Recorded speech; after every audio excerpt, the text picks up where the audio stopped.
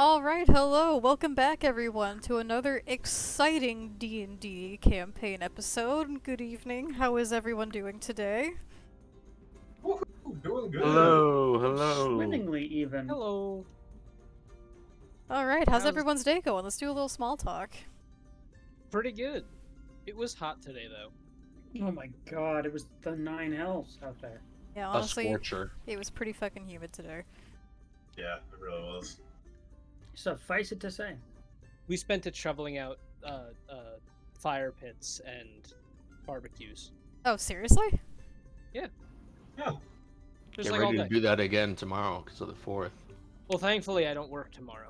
Oh yeah, I was You- gonna ask, do you work tomorrow? Thankfully not. Next day then. That would be incredibly unpatriotic of your workplace. Indeed. The other people are working. I just wasn't scheduled on Tuesday Yeah, because same here. my boss forgot to mark that as a holiday on the calendar, so he didn't schedule everyone as though it was a holiday, and now he's struggling to find people to work. Oh, Ah. that sounds like a personal problem. Sounds like a him problem, personally. Yeah, that's not your problem. Fuck that. No. Alright, everyone. So I got a couple things I'd like to go over before we start this here D&D campaign session. First and foremost, we had our first community inspiration poll that went up this last week. It was held in the Discord for anyone that's not in the Discord. And community inspiration, for those who missed, is when the community gets to vote every week for which player gets to have the point of inspiration. And I'm proud to announce for this first one, we actually have a tie. So 2 people will be getting inspiration, and that will be Humi Woohoo! and Mina. So congratulations, guys. Very well done. Nice job. I would like to thank my fans. Yeah. And then, as you know, group inspiration from last week went to our dear Audrin. Yeah, baby. So we have DM. 3 players, yeah. I ate my inspiration. I don't know what to do now. Well, you're gonna feel real funny for the next few hours. I don't know what to tell you. Mina, why are you like a rainbow? You kind of look like Super Mario Brothers. Well, what? The fucking star power-up? Honestly, with everybody saying like their little cheer after the inspiration was announced, it kind of reminded me of Mario Party. Oh, yeah. They like Fucking get an woohoo! award. Yeah. It's like getting the bonus star at the end of the match. Yeah. Yeah, I was like, all right. Okay, so we have community inspiration. Again, great job, Humi. Great job, Mina. Also, something I wanted to throw out there. I programmed a couple new Nightbot commands. So it's just a couple. I'd like to do more in the future, but for now, I've got one that I will type now. We've got one for the Discord, so just like this. Boom, there it is. If you do ! Discord, it pops you in right to the Discord. And also, boom, we've got the coffee linked right there, and like we've said last time, all proceeds from the coffee go right to the campaign and back into the campaign mates and keeping this all going. And funding those sweet, sweet rewards that are over on the Discord server. Rewards. All of the work, none of the None of the reward. rewards. Oh no. Oh no. I don't want to think about that. Well, gang, am I the only one that has a drink right now? Oh No, my I have- god, I I'm have on my stuff. second. I've got a beverageino. With how I- hot it's been, I have an ice cold water. There we go. Alright, there you go. Should I grab? Responsible. Should I Hydrate. grab a beverage? I think you should, because I'm about to take a shot. Oh. I Do it. think this Oh. occasion calls for shots. I think Shot, so. shot. It's shot, episode shots. 4, that means it's shot time, right? Which means 4 shots. Right, shut 4. up. Because 4, the magical number. That means of- 4 shots 4 times during the stream. Yes. So really 16. Hey there, that millennial teacher. Thank you so much for stopping in. It's great to see you. I'm so happy you're able to make it. How you doing? I also like this beginning part because that way we can actually have a little chat time with our chat. All right, so it's shot time. Give me 1 second.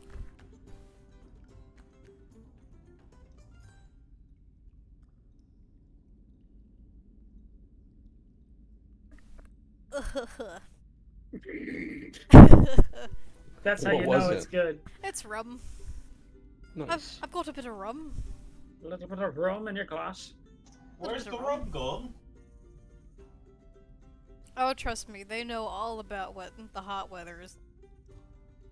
I don't miss it all when it's happening. We switched from D&D after the whole OGL debacle. Yeah, no, I've been wanting to try out Pathfinder 2e for a minute. We have one of our friends of ours is a Pathfinder 2e content creator, and I'm needing so much to ask them to teach me how to play it. We've only done Pathfinder 1e, right? Yeah. Yeah, the one that was basically just a modified 3.5, I think. It was fun. I loved it. Yeah, it was really good. Yeah, I miss it frequently, so I'm sure this is, even better. All right, guys. Is everyone ready for the session? Let Am us I ever? begin. Sure thing. Yeah. All right. Alvara, would you like to give the recap? Yeah, so let's go with the session recap. In our third session, the party entered Black Spot Cavern. They came across an array of weird, sickly green crystals determined to be connected to death and decay. After venturing further into the cave, Pumi and Numbers discovered a mysterious mirror which could not be moved, and in which a white dragonborn eventually appeared, seemingly beckoning them inward with an extended hand. Before anything of note could happen, they rejoined the rest of the party, with Audron having dispatched a Kuatoa. Having heard sounds deeper in the cavern, the party delved forth to discover the missing Turo and Chapel Ledger, along with two whites looming over her. As the party jumped to action, they made quick work of their foes, prevailing in their first battle together. And that was where we left off at the end of that battle. Exactly right. We left off. killed him! You killed him. We left off immediately after combat ended. All right. So let's Okay. get into the game. Roll All for right. our lives. So, So, I'm sorry. Did you want to say something? no, not at all. All right. So as we settle back in, after the clashing of steel and the sounds of thunder ringing from a couple members, the cave once again falls silent. Soft little drips of water can be heard echoing throughout the chamber. All around you, stone has broken and scattered from these thunderous spells that have been cast in the arena at this time. Ew. Okay. I think Alvara's going to quickly move over towards the table and also kind of assess both Turo and also the Chapel Ledger and potentially pick up the ledger if nobody else beats her to the spot. Am I the only one who's crazy here? What happened to Turo's mini? It's not here anymore. I don't know. I was was going to also ask questioning that. Pumi Alright. crushed her to death! No! No! Please I'll don't approach the try. table, but Help I'll the allow child. Alvara to take the lead. There you go. Alright. As they're doing this, Audron's gonna go collect his crossbow that he dropped to save time. And as he's walking past the table, he's gonna say, all right, someone's sure to have heard that, so, wager we should establish something of a perimeter. That'll be on me then. It was, I'll carry the child. Yes, I'm sure there are so many people listening to determine if anyone's lurking about in this cave. We didn't really think that there would be anyone in the cave, but here we are. I'm also concerned about there being more. We might want to leave the cave entirely. So as Not you before checking out that haunted mirror, of course. Sorry, DM. are around the stone table, you see Turo laying before you, along with a book that is open. Turo, while still living, is just breathing gently. Looks unconscious. Do we have any healers? I think this child may be in need of aid. Allow I- me. Oh, can I make a medicine check as well? Yeah, if you want to roll for medicine, go for it. Numbers, what did you want to do? What I was going to do was cast Cure Wounds. Where's the mini? It is in front of you. Okay, but invisible. No, it should be right there, right? I put a new one there because I I'm don't not know. seeing I don't know what the Yeah, hell I'm happened not- to the old one. I'm not seeing it. No. Is it like clipping through the table, maybe? That's what I was thinking. There it Oh, is. if you lower the Did you find it? Yeah. if you lower the tiles, you'll see it. Okay, great. Okay, thank So what I'm going to do is cast Cure Wounds on this child. I'm going to approach and put my hands together, sort of like a CPR motion, and um, place it on their chest and um, roll a d8 to heal it. All right, let's see it. And I see we have a roll from Mina for a medicine check. Yes, so that's going to be a 25 altogether. All right. Oh. She gains a whole health point. All right, and with that singular health point, your glowing hands go forth, absorbing into her body. Mina, from what you can tell, she doesn't necessarily look like she has any injury marks on her. She just looks to be in a deep slumber. Can I tell what might have caused this, or what might have brought this on? You're not sure if it was through spell means, if it was through force, but she doesn't appear to have any kind of injury to her body. Guess I jumped the gun on that one. Can I check for poison? Sure. Would that be another medicine roll? No. So with your 25, as you inspect the body, you look over her, you check her vitals, you can check her arms, her neck. There's no signs of any kinds of puncture, there's no signs of any kind of invasive materials, no unknown liquids that might have been poured into her mouth. She looks just like a sleeping child. Kumi is going to inspect the two weights and see if there's anything related to what could be happening to this child. Okay. You're gonna search the bodies? Yes. What should I roll? Ooh.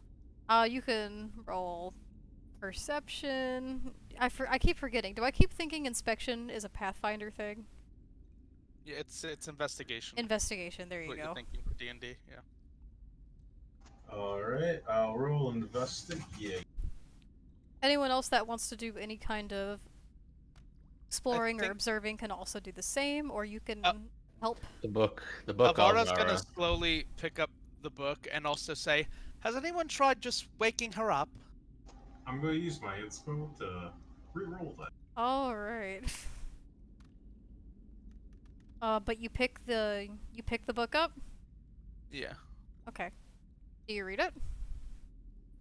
Yeah, I'm gonna open it and sort of see if there's anything inside that catches my interest as I flip through it. From our understanding, it's just a chapel ledger, but I want to see if there's anything unique about the history here of the chapel, or anything, I guess, regarding maybe our circumstances and what happened. See if we're in it at all. It was Okay. open, right? Yeah, it's open. So I'm gonna do that. If it's okay, I would love to roll a stealth check to kind of move forward a little bit, and then a perception check to see what I hear and see at the corner of this little pass, just to make sure that we're in the clear. Absolutely, and please do. And as you do that, I'll explain to both Humi and Alvara what they see. So, Alvara, as you flip through this book, it just looks like a chapel ledger to you. See occurrences. Oh. Inspo. Inspiration. Alright, we've got 2 inspiration uses in the first, 10 minutes. Yeah, it's gonna be a great session. Alright. Okay, so as you flip through this book, it just appears to be a chapel ledger. You don't see anything out of the ordinary. There's a recording of events that have happened in this chapel in the past, different movements of people that have come and go from it, different occurrences within the surrounding townships. Nothing that's striking you out of the ordinary. Are we mentioned at all in it or no? No. Like our discovery or anything? No, Okay. not that you see. What do I find on their bodies with 15? With a 15, is that for investigation? Investigation. Alright, so with a 15, as you're searching through these bodies, their bones kind of rattle around underneath the heavy armor that they adorned. There's not much really to be seen here. They didn't appear to have much on them. You find on one a large broadsword.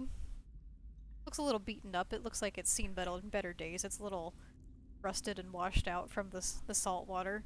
You can tell by this that it seems that it's been here for a while.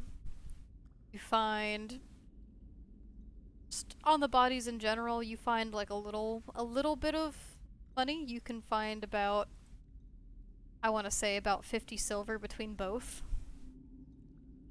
But nothing too out of the ordinary. Okay, I'm going to loot the large broadsword and the 50 silver. Okay. And then around the bodies, towards the edges of the water, you notice a little bit of shining in the sand. I go and investigate. And Audrin, you rolled a.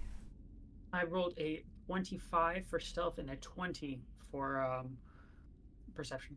Alright, and as silent as the night air, you go creeping through the hallway, having collected your belongings. Continue along. You don't hear anything besides the dripping of water and the silent, gentle sea breeze coming from the entrance. Do I see anything around the corners or anything like that? What you see around the corner is the dead body of the Kutoa that you snuck up upon and killed. Okay. You appear to be alone. He's gonna keep going. Alright. And I'm sorry, did you roll something for the sand or no?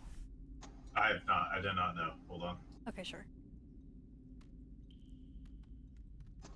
Okay, and Oh! nat 20. Nat 20. As you sift along the sand, while there are scattered remains of shattered Vivianite from the 2 shatter spells that were cast last time, you do find about 5 small pearls just buried in the sand. I'm going to take those and pocket them. Right? Well, I don't see anything of use here, but I suppose we always should take the child back and tend to them at the abbey. And anyone over by where the child is, what are Yeah. you doing? Yeah, taking Alvara's suggestion and trying to wake her up the old-fashioned way. Alright, so explain to me what's going on. Well,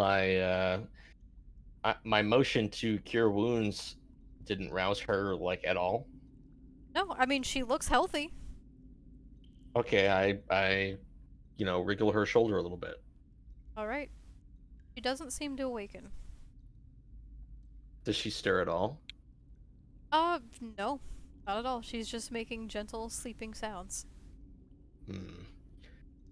Um, If she slept through Shatter, I would have been surprised. I guess did Mina roll? What did Mina roll on that? Arcana to determine No, what was that wrong? was- That with her? was just was- medicine. Okay, I'm gonna Whatever try. this is, it doesn't look to be poison or anything like that. Yeah, there's some magic afoot here, I'd say. So I'm going to roll Arcana, which is Intelligence, which I have a +1 to. I'm gonna roll Arcana also because I'm actually proficient in it. So. Okay. And I feel like that's something Alvaro Go would for do. it. Okay. Ooh. It's Wow, gonna be I know more 7. than Alvara on this. Alvaro rolls like shit every day, but So I have a 10 total. Okay. And Alvara? it's a 7. Okay. Wow, a 7? You have a +4 to Arcana? Yeah. Goddamn. Alright. So, Alvara, nothing really seems out of the ordinary to you. From what you can tell, maybe this child is just a sleeper. There's no magic at work. Numbers. While Turo herself doesn't raise any suspicions, the ledger that Alvara is holding in her hand gives off just the slightest magical. This is beyond my expertise. I say to the group. I think we need to get them back to the Abbey as soon as possible. I think I might have an idea. I'm not sure if it will be a good one or a bad one, but there was a mirror, and there was a white-scaled dragonborn that was waiting for something expectantly. I think we should try maybe giving him a gold piece. If that doesn't work, maybe see if we communicate about Ledger. May not be wise to hand the Ledger over. Humi, we found a mysterious dead body by that mirror. I'm not sure it would be wise to barter with it with such a It could be creature. that creature was trying to attack it. They don't seem awfully friendly, from what I've gathered.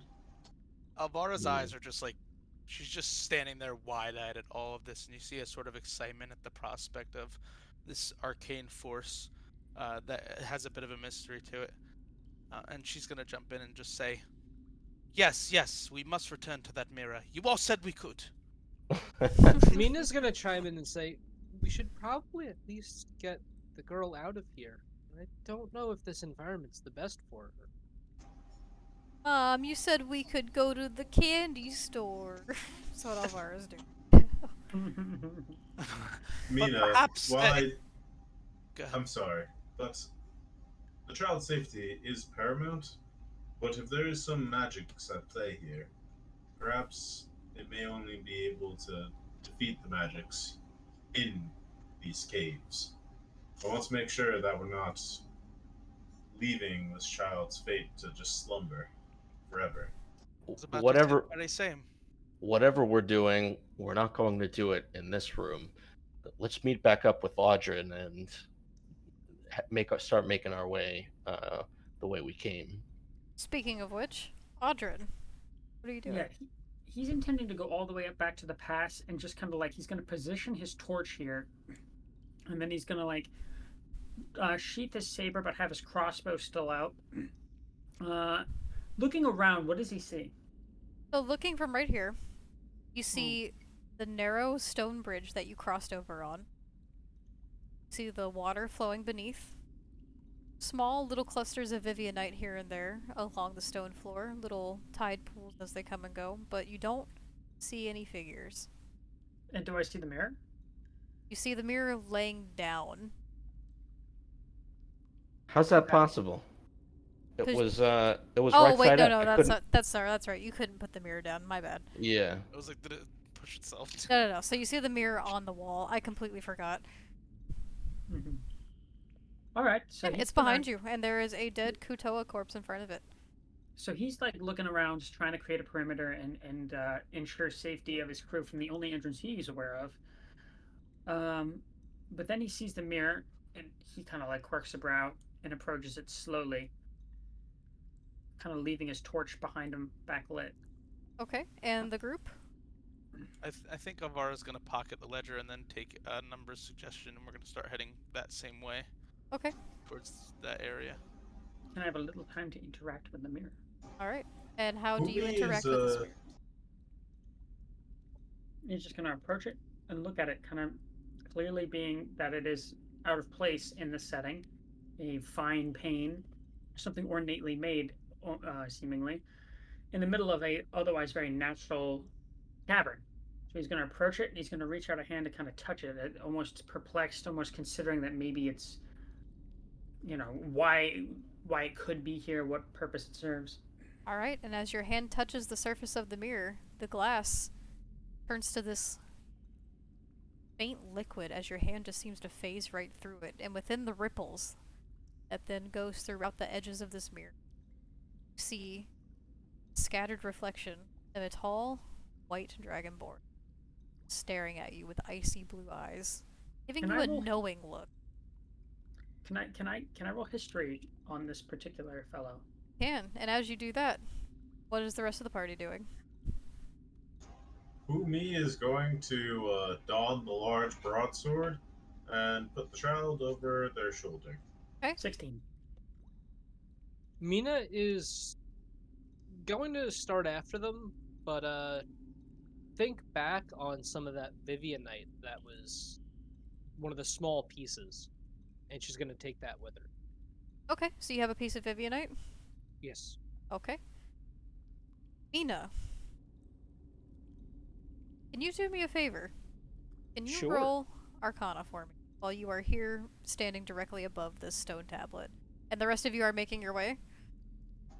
Yes. Okay, I'm going to move Valana. As some of you may have guessed, Valana is not actually here with us at this moment. They may be joining us later, but because it is a holiday, there are family plans here at play. Okay, that Um, is a flaccid 20. Ugh. Woo! Alright, so with a flaccid 20. Close by to where Turo was laying and where the ledger was laid out open, you find something small. A small, humming little light that is beckoning to you. Sitting here on this rock. As you look down, you find a small, brutally carved little statuette spider. Oh. Just sitting on the stone.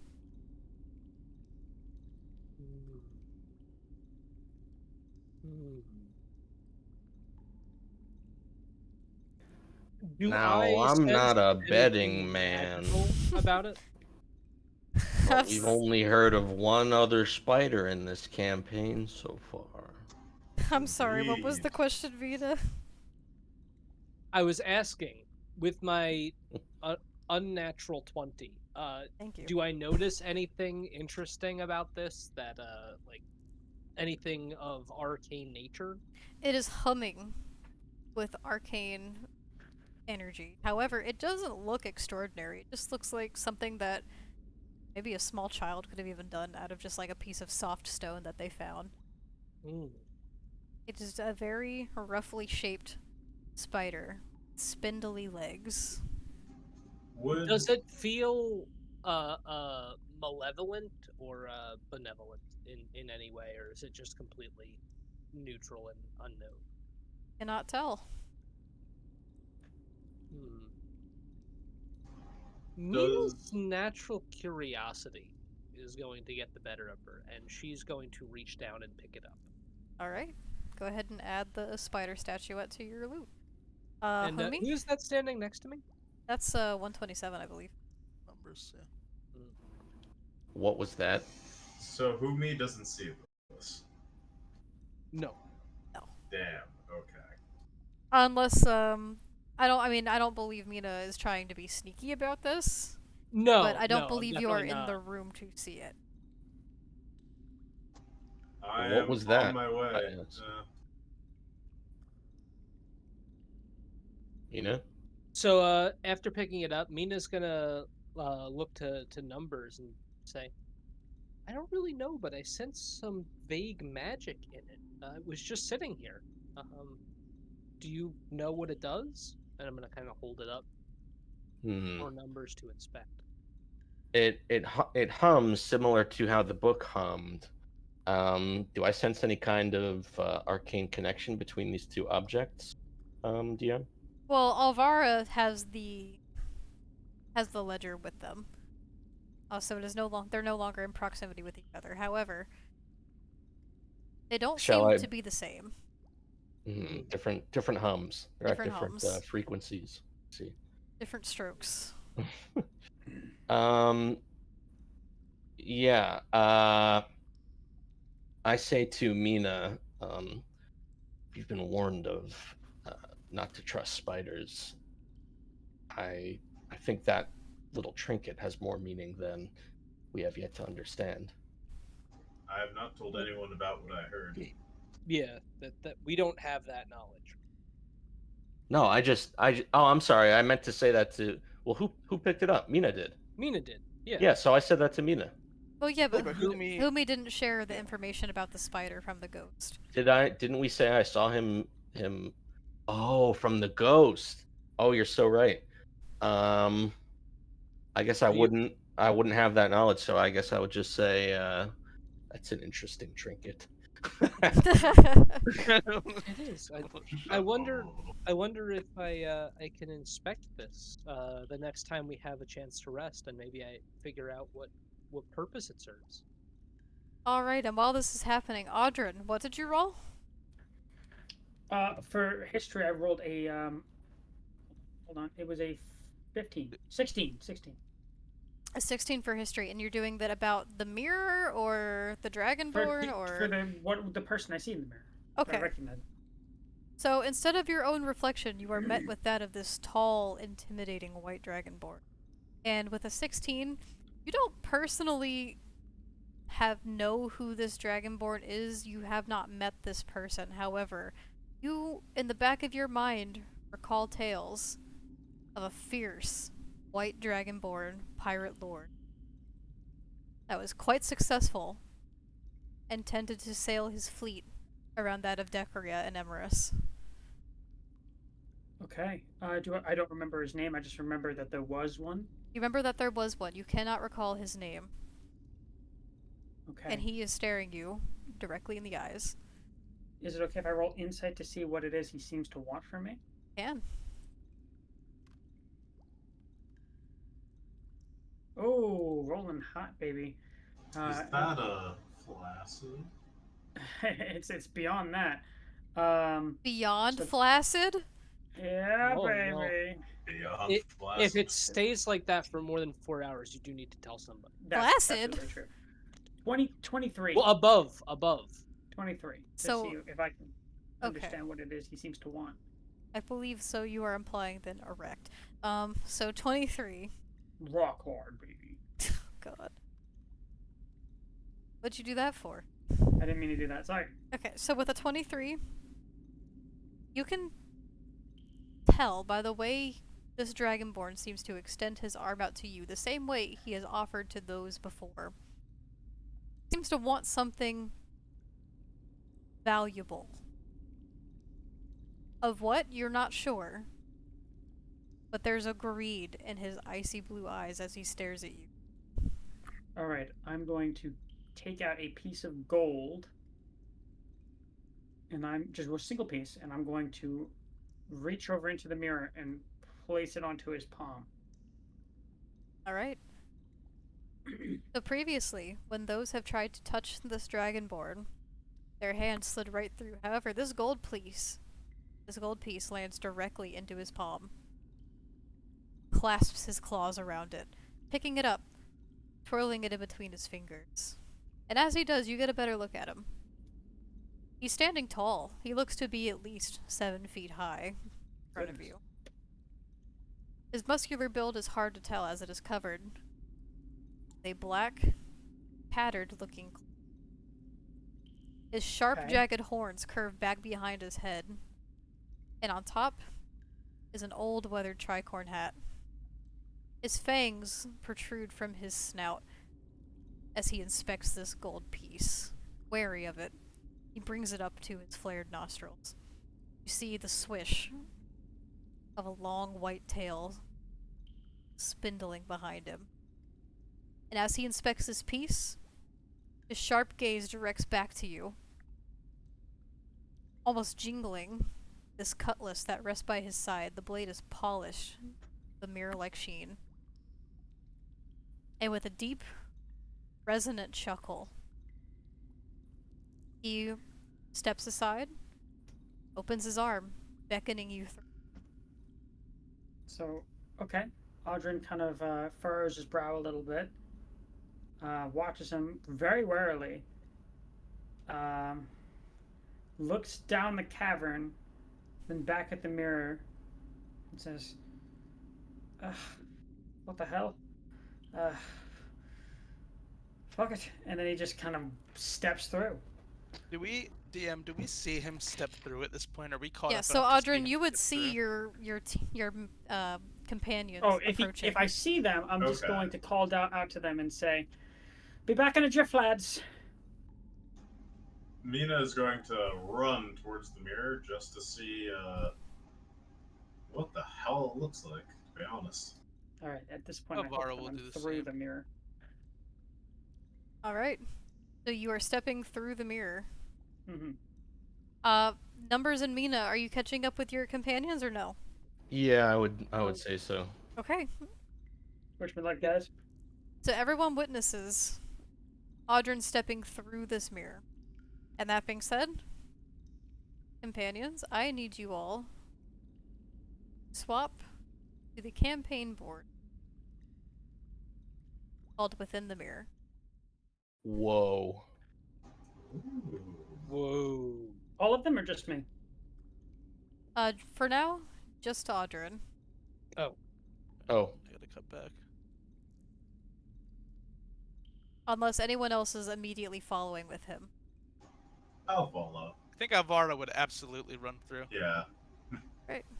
Seeing the rest of my Oh, that's party Aradia. Oops. run in, being a follower in this situation, I guess numbers will run right in too. Mina would definitely just fly immediately in, being like, "Oh, I guess we're all going." Alright, and Valana will come in as well. I just need to drop everyone in. 1, 2, 3, 4, 5. Mina. Oh. Womp. Does Mina actually make that sound? Yeah, whenever you land into a board, your character goes womp. Okay. So Audrey, let me... So everyone would pretty much be in the same spot. So let me just... Repositioning. I think Alvaro's gonna say to Audrin as she goes through, "What did you do?" Well, it was this kindly looking bloke. He gestured for me to come in, and I obliged. Whoa, what the hell's happening? Numbers, where'd you go? I accidentally moved myself to minus 15,000 position on the map. What? Well, you're gone. How?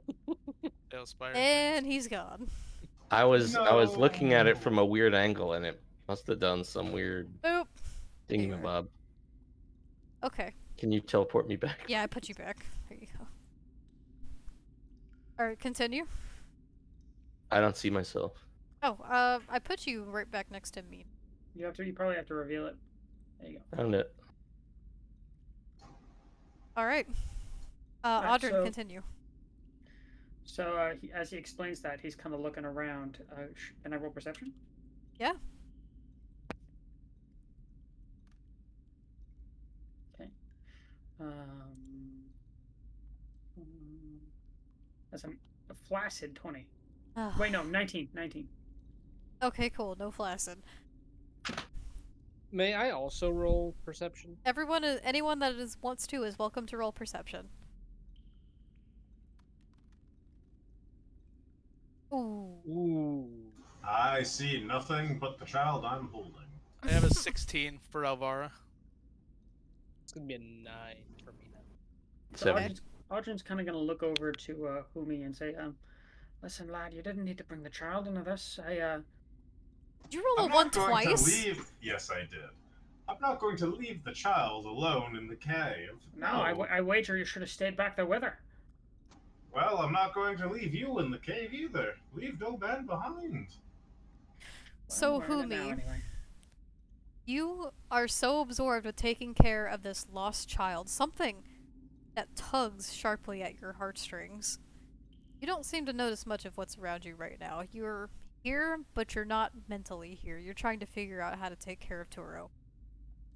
Everyone, before you is a secret chamber to this cave that was previously hidden. Around you, you see scattered belongings, typical fare. You see barrels stacked, you see paper scattered amongst the ground, a little bit of worn tools and weaponry scattered about, and also long, spindly spider webs scattered amongst the cave walls. Audrin, Andrew, is there something you want to tell us about spiders? You mean Mina, right? well, I think who they communicated with the ghost? That was Humi. That was me. The other Yeah, Andrew. Humi. Yeah. Gonzo, I should have said. So, Audrin, what you notice, as everything listed, however, you also noticed tucked into the shadows of the corner is a wooden chest. You notice more jagged pieces of Vivianite scattered amongst the ground. There is a single torch lighting up this room. There is a book that is laid next to the chest, and the scattered papers all have each different markings amongst them. You see the glints of gold in the crevices of this cave. Okay. Do I notice any of that with a 16? You do. All You of notice it, the or... same that Audra notices. Alright, cool. Alright. All right. Well, Especially the sinuous spider webs. You They're said there gonna- was a book, right? There is a book. I think Avara's gonna move towards that without saying anything to anyone else. I'm just Shout gonna out move to the towards the chest. raid. Oh, shout out to the raid. Thank you so much, DM Minis. Hello. Thank you. Hello. Thank you so Hi. much. How's everyone doing? Alright, so Audrey, you're inspecting this chest. Mm-hmm. And would you like to roll for it? Yes, but he's going to try and pry it open with the sword and not touch the chest if he can manage it. But what is Okay. this? What should I roll here? Sleight of hand or something? To open it, yeah, sleight of hand. Okay. 15. I'm not proficient in sleight of hand, so that's just. You're, going of to- all people, not proficient in sleight of hand. I had other things to worry about. That's That a is 17. so shocking to me. Okay, so with a 17, your sword slips through the little crevices of metal that are latching this chest together, and they groan as you try to pry them apart. However, they are not budging. Well, shit. Everyone else? I went for that book. I don't know if there's anything. You went for the book? Okay. Probably as Audrin was moving towards that, I would have been moving towards the book. Does Oh, I might Mina have reached at the notice same the time. spider webs? You do notice the spider webs. Alvara, so do you pick this book up as well as the last one that you picked up? I'm gonna examine it and see if I can I make an Arcana check to see, or I guess what's on the cover. Let's start simple. The cover is a blank, worn red leather piece. I think Avara, having dealt with a lot of. Is this the only book in here? It's the only full book. There are scattered papers, but this is the only full book. Okay, I think Avara, having dealt with a lot of the arcane before, would kind of be apprehensive about something like this in a place like this. So I'm gonna try to make a. Actually, she's gonna actually cast Detect Magic, I think, Okay. and just see if there's anything. She'll start by looking at the book and seeing if there's anything there, and then look around the room and see if there's anything else that she sees, perhaps within range of this spell. Okay. So I'll cast that. All right.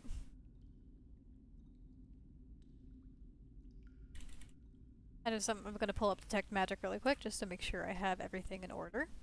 Yep. And thank you so much, everyone, for the raid. I hope you all are doing well. We're just doing a little D&D campaign here. Okay, so casting time, 1 action. It's concentration up to 10 minutes. The range is yourself.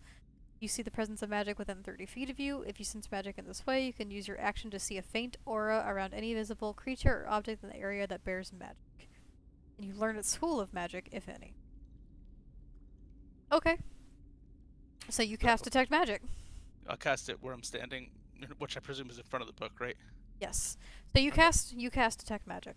You don't sense anything from the book in front of you or anything else around you, except there is a slight hum of something arcane within that chest that Audrin is trying to pry open with his sword.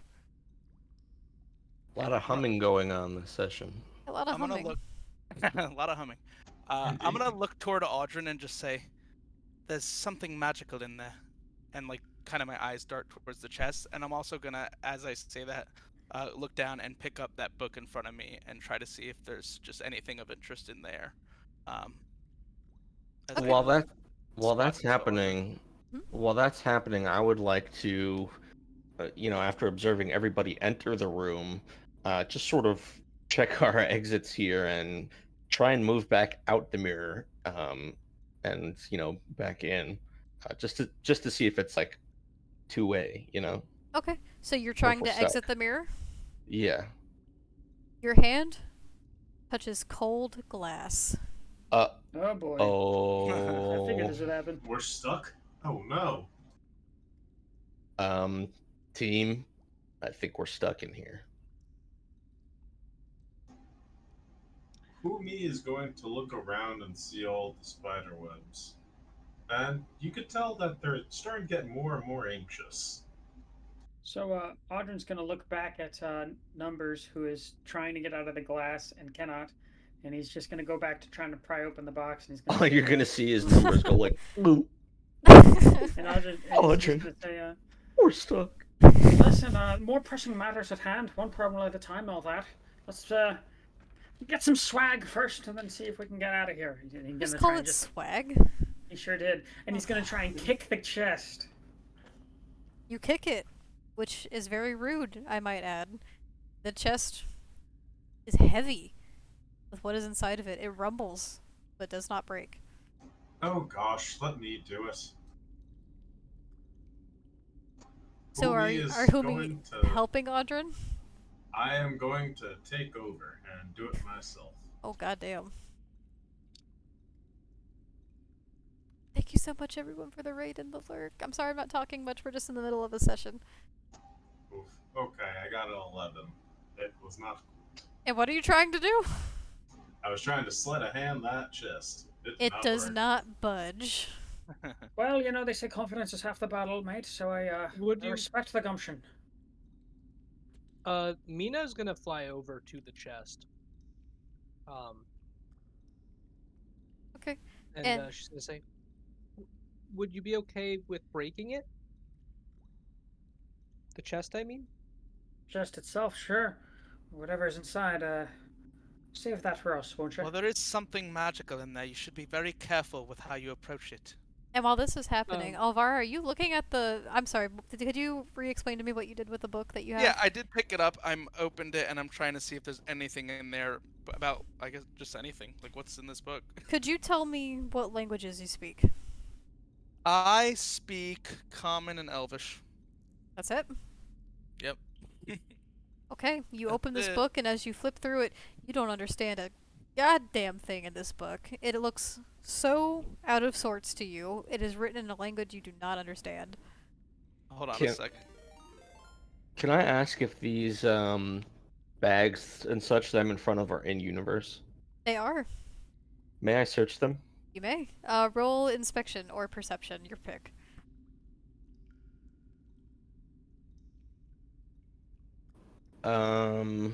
Inspection. There is no inspection. Oh, I'm sorry, investigation. It's investigation is intellect, or what was the other one? Perception. Perception is wisdom, which I have +3 too. So, 10, please. Okay. So with a 10, you don't find much in here. There are some rations that seem to have been brought by someone else that have since then gone expired and hardened to a crisp. Find about 50 feet of rope in this pack, and sitting next to it is actually a rusty spade. How high are the ceilings here? They're decently high. They are about, I'm gonna say 20 feet. Mm-hmm. And there are no holes in the ceiling or anything like that? There are no holes. I'm gonna pocket the rope. Okay, so add 50 feet And, of rope to your inventory. Can do. So I have a quick question. And then surround this chest. I cast. I probably should have mentioned this, but I cast Detect Magic from the Book of Ancient Secrets. I also have Comprehend Languages in the Book of Ancient Secrets. Do you know if those count against my Warlock spell totals for the day, or are they divorced from that? Well, you went Path of the Tome, right? Or Pact, Yeah. Tome Pact of the Tome, yeah. Okay. Let me just double check real quick, because when I played a Warlock, I did Hexblades. That's a little different. Yeah, I was trying. I can't recall. I know they don't take up like a spell slot for your thing, but I can't recall if they count as like. They a count spell like against cast your for the spell day. slots? Yeah. I don't recall either, so let me do research. Does anyone else happen to remember off the top of their head? No. I don't, but I speak a lot of languages. And Humi is right next to the chest. Okay, so when Do you they name this see feature, the book? choose 3 cantrips from the class spell list. While the book is in person. They don't count against your number of cantrips known. Cantrip's known, but I don't know if it counts against those cast in a day. Well, cantrips are cantrips. Yeah, you don't They have don't to take a spend spell spell slot. slots for cantrips. Well, these are No, that's the Pact of the Tome. I'm talking about the Book of Ancient Secrets, which is a like a level 3 Eldritch Invocation. Actually, that's part of the Pact of the Tome. Oh, okay. Uh, and I'm sorry, Humi, what were you saying? Humi standing right next to the chest, and the books are next to it, right? Can they see the text or no? In Alvara's hands. Are you trying to conceal it or no? No, I'm just like taking a glance over. Spells appear in the book and don't count against the number of spells you know.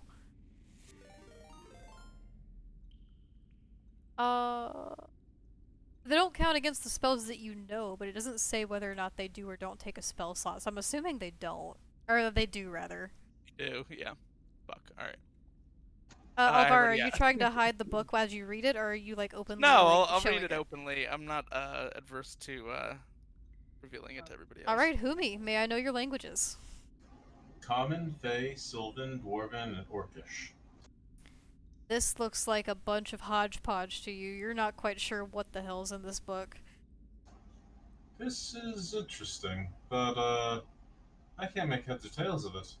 Also, I'm seeing a lot of spiderwebs around us, and well, so you guys know what I did in like the stone altar room before, where I was calling upon spirits? Yeah. Right. Well, I do talk to them occasionally, and well, I was given a warning specifically about spiders, and there's a lot of webs here. Um, we should probably figure out how to get out sooner rather than later. Sure. Let us just get this open real quick. Does anyone have anything I could use as like a pry bar or like a sword or something that I could try wedging it open with? Here's a rusty sword. I'm So gonna, Mina's gonna take the rusty sword and try to break open the chest with it. Right, is anyone helping Mina? I will help. Okay. So roll a strength check for me. And I will cast guidance as well, Okay. so that it goes And good. anything from Audrin or Volano? Not Volano, I'm sorry. Alvara, while Alvara. this is happening? I think Alvara's just gonna say I have a spell that can comprehend this language later on, but for now, just feeling a bit out of sorts, and she's gonna I'm just gonna- tuck it in her bag and like stash that as well for later. Did I get a chance to look at that?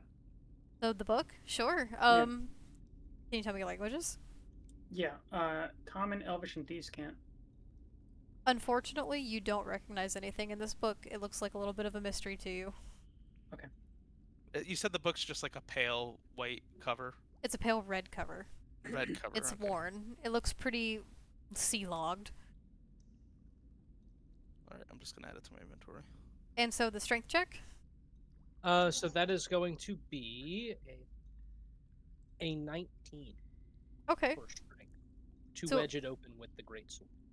So as you begin to wedge this open, your companions around you helping you the handle of the sword as it begins to pull between the two metal pieces that are clasping this chest shut.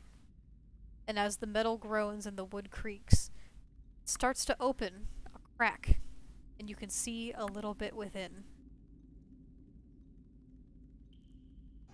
I As it- did get What this do we other see? sword. As it cracks open, not fully, just I would say a couple inches.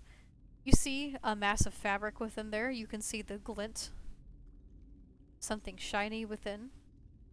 You see little scattered trinkets that you're not quite able to tell the shape of just yet. If only you were able to reach your hand in there. But as you crack this chest open, the air around you, I'm going to remove these dice that are... The air around you turns cold. Ice cold. Unlike the warm sea air that greeted you out aside. There's a rotten smell within the air as you can begin to see your breath as it puffs.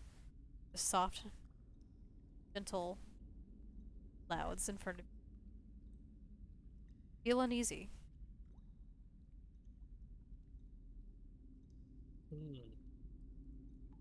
So, I think I'm just going to tell you exactly what that spirit told me. Um, Oh, how'd it go? In the Shit. session recap notes. Yeah, no. Who is nervous? Like, they are visibly, like, anxious. Oh, okay. Venom drips from silken lips. Do not trust spiders. I'm sorry. Kumi is going to hold on to the child just a little bit tighter.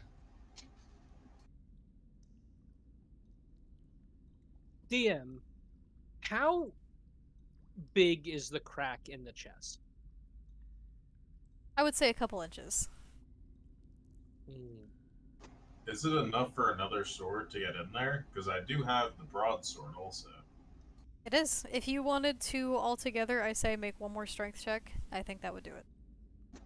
Okay. I am going to put the broadsword in the crack, and I'm going to gesture to Mina to do what they do best.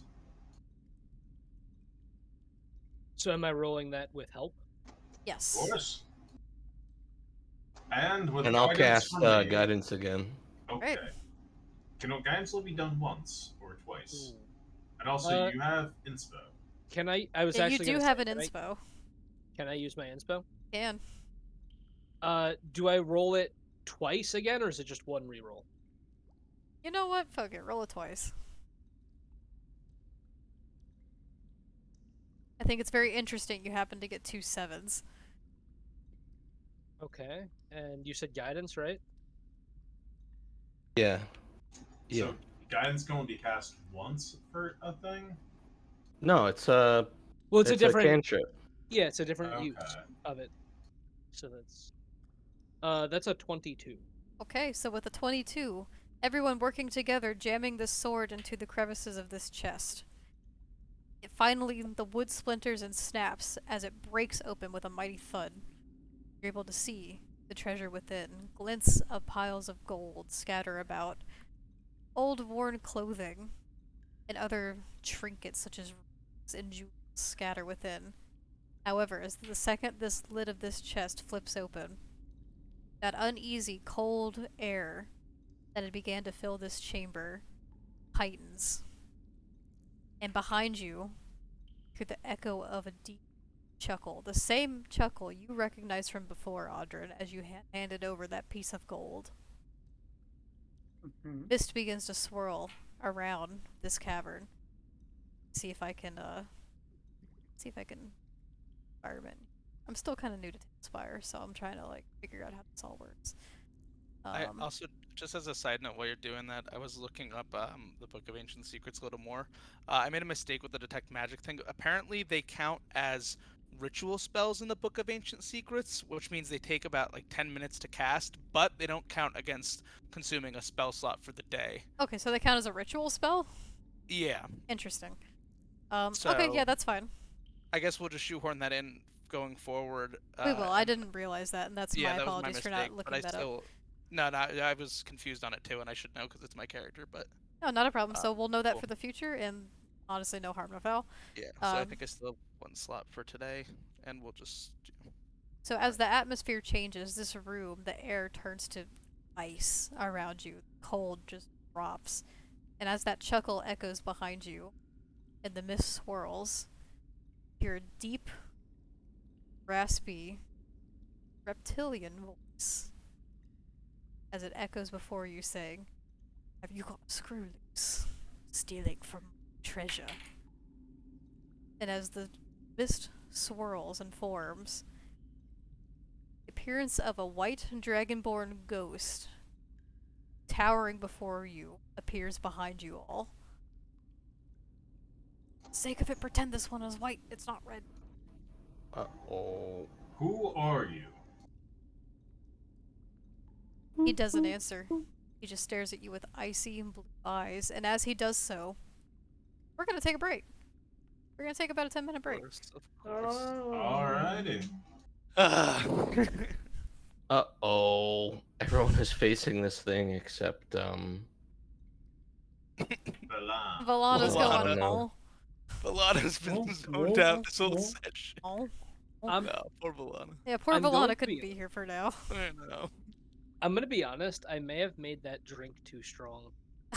What drink did you make? Okay. I had Sunny D. And I had Kraken. And by the time I was done pouring the Kraken into the Sunny D, it was brown. My God, what Jesus. did you do? I couldn't taste a single bit of the alcohol, though. I must say that was fantastic. Well, while we're on break, we will reconvene at 10:15 for anyone else who needs to grab a snack, grab a drink, use the bathroom, do what you need to do. I'm gonna take a 10:15? minute You to. mean 8:15. Oh yeah, sorry. I'm sorry. 8:15. I heard that too. I was about I to was say. like, Yeah, I was my ten bad. We're gonna minutes. take a 2-hour break. 10 minutes. We're gonna take a till 10-minute break. So at 8:15 we will reconvene. So that being said, I'm gonna take a little minute to address the chat. Thank you so much, everyone, for joining in. Appreciate the raid big time. Thank you so much for the follows that have come in, and welcome. Can't wait to get into this. Welcome to episode 4 of this campaign that we've started. Yeah, it's going well. We're definitely not going to get total party wiped. Sure. Especially not after plans. combat already.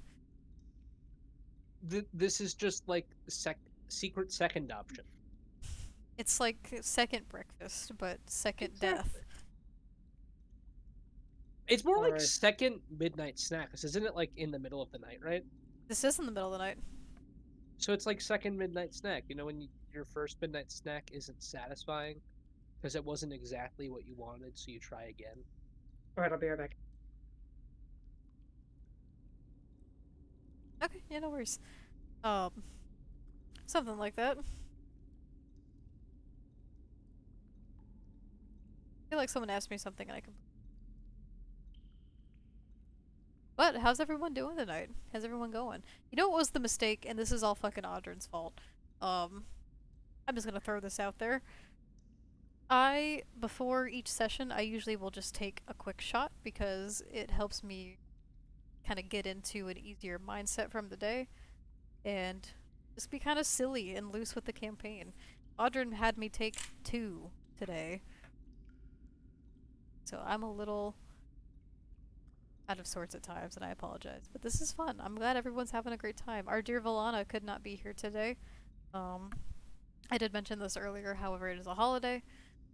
The holiday's tomorrow, so their family are celebrating today. Understandable, completely understandable. I hope everyone else is having a great time, had a great day, is able to relax as much as possible in these coming times.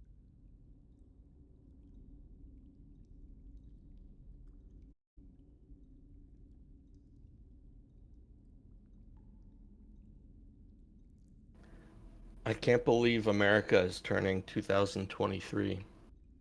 Wow. Already? Yeah, where's all the time going? That's insane.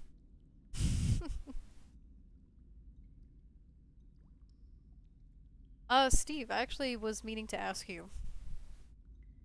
Would you like me to keep sending you the links for VODs? Yeah, now that I have my computer set up, I can download episode 2. Okay. I still need to download and prep episode 3 because I wanted to make sure like a already position. I didn't want to overload you with anything. So I will get that one going, and then tomorrow I'll get episode 4. Nice. Neato. Our YouTube should be up and running not long from now. I'm very excited. We will be posting these VODs and let everyone catch up on the story thus far.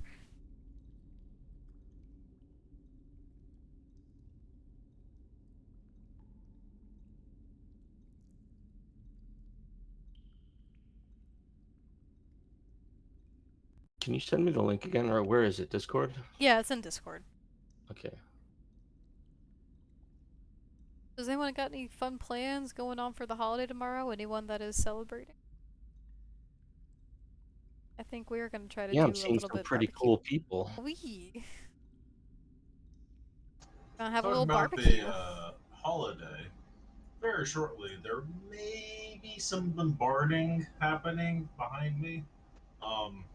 Just ignore that. It's nothing. Ignore the apocalypse outside. It's just the holiday celebrations.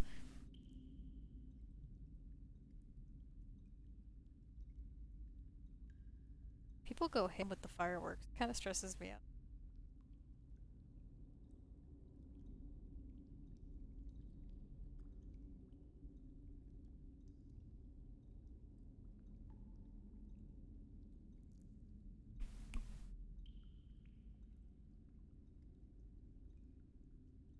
So how are y'all doing so far? Everyone having fun so far? Having a good time?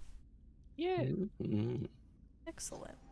I am quite toasty in my computer room, whatnot. Oh no, do you have the air on? Yes, but it is not enough. It is I a hot day I today. feel that. I feel that. My AC is on full blast and it is doing absolutely nothing. I'm thinking about installing a window AC for this room. Honestly, it's something. What kind of AC do you have in the house? Does it not like reach that room? Not like central air.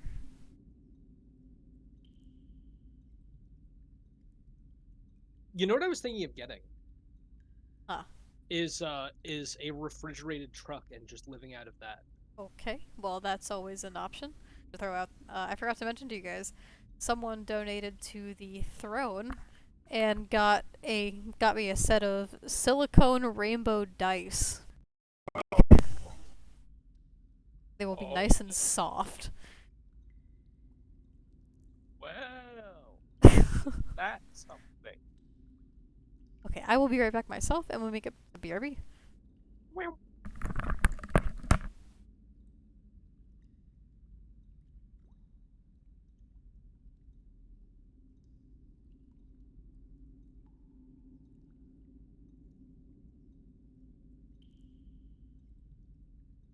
I've returned. What is the drink of the night? I've been doing this concoction lately that I really fucking love. It's white cran peach ocean spray with either vodka or tequila. Tonight is vodka. Very nice. It's delicious, very summery. You know what you should do? Put Goldschlager in that. Don't ask me why. I do not know if it would be a good thing. But you should try it. I wish I had some. It is part of the secret potion. What the potion does, we do not know. Who knows? It is a potion. Not the strongest potion. But it is an potion. It does a D4 of damage or healing, you do not know. That's true. Yesterday I had a whiskey smash. Really good. Real simple. Oh, too. those are great. Just whiskey, a little bit of simple syrup, and a tiny bit of lime or lemon, depending on what you got. That's the ticket. The only proper way to make a whiskey smash is you take a bottle of whiskey and you take it all in one swig. That is just whiskey. By the barrel. But you're smashed at the end of it, so, you know, basically the same. I cannot argue with that logic. Ooh, okay, Kane. Mountain Dew, Monster, and Fireball Whiskey Fire Wine Mix. That sounds really good, actually. Hell I yeah. wish I had any of those three things, but I am back. Hi, we have your Mountain Dew, Monster, and Fireball Whiskey Fire Wine Mix. That sounds fucking awful. What the fuck? Your heart may race, but goddamn, it'll be fun. Let me refill my water real quick. I am back. Okay. Alright, refill your water, and then we will get back into this. Cool. What the fuck? Mountain Dew, Monster, and Fireball? What? That sounds like my heart would explode. Ugh. What is that? Someone in the Oh. chat mentioning a cocktail? I don't know. I got or back from the Kane? bathroom, and that's just what Gonzo presented me with. Mountain Dew, Monster, and Fireball. Yeah, that would probably kill me. That might be a fun way to go. Yeah, maybe.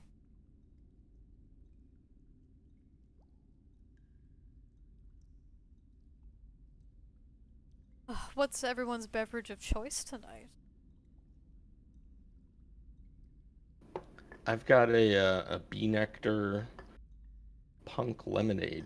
It's like a pink lemonade, but like hard cider. Sounds good. The IPA, the brewery's Equilibrium the specific beer itself is called Fractal Universe. And it just says beer balanced by science. Whoa, bro. Ooh, okay. I am back with some ice cold water, cause man, I am in a sauna. Here we go. I am back with a cup of rum. Oh my god. Excuse me? Is that mixed? And on that note, There's a beer you like called Dragon Milk? That sounds... Dragon milk is Nice. really, really good. you had it. All right, Who's we the got brewery? 2 thumbs up. Who's the brewery? Do you know? I don't know off the top of my head. Damn. Don't Google it. You'll probably Google it. Yeah, I mean, you might find it. You might find a... My firewall is pinging it for not safe for work. Just turn that off. It's fine. Oh, God. Alright, is everyone We won't back? have any There. problems. Think we're back. Is everyone back and ready? I'm believe eating, so. by the Ready. way, so if you hear a little bit of chewing on my end, just tell me and I'll like mute myself. Aldrin, are Chewing. you here? I'm here and ready to go. Alright. So. Back to the scene. I had to grab my little boxo die. So before you, towering visage of this iconic pirate lord. I need everyone to roll initiation. Of course. And I am going to set Natural. Yo. 20. this. Oh. Ah. Alright, here's the thing. I get to add charisma to my initiative as well, which is always fun. So we're looking at a 22. I have 21. I got a 7. I also have a 22, but I rolled a natural 20, so I don't know if that gives me an edge. What's your dexterity? Yeah, The the nat highest 20 dex should give me an beats. edge. No? Plus 3. Over the natural? Yep. You're Highest gonna dex. beat me If in it's tied, a dexterity. highest dex beats. I have 16. What about you, 19. I Zach? have a 14. You have a 22 also? Yep. Got 22. Alright, I have a Yeah. Yeah, I have a 14. I kind of round. I would hope the natural would prevail, but I guess I'm wrong. Okay, so anyone higher than Oh, a wait, 21. I have. 21? Okay. Anyone higher than a 20? Yes. Alvaro, what you Roll. got? Rolled the nat 20, and then I had plus 2, if that counts. The 22? Yeah. Okay, so we're gonna go under anyone right at 20? Or... Umi, what did you have? 21. Okay. Okay, so 20. 19. 18. 17. 16. 15. 14. Faster. You had 14? I said go faster. Okay, 13.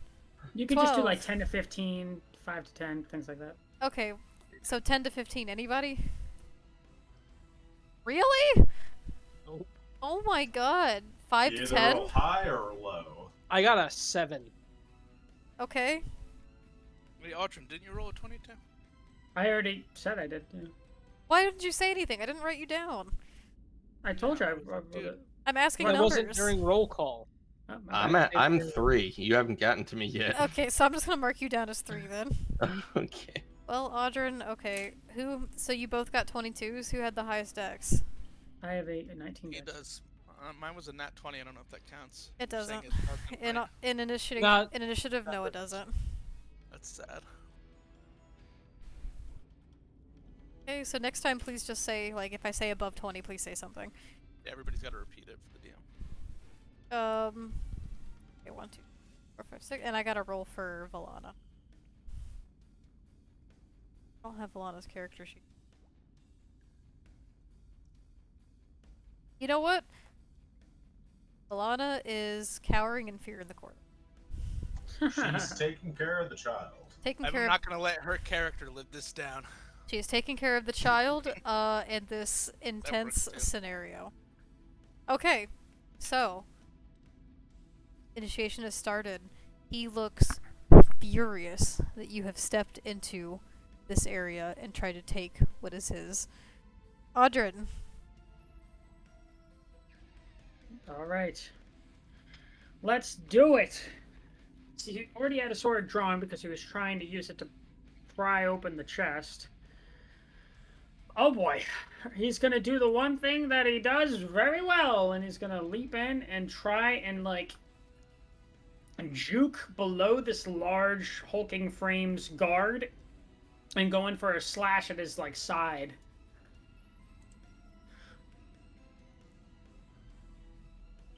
Work with me. Oh, that goes... Okay, so that I'm just going to go ahead and say it. There's no way that hits.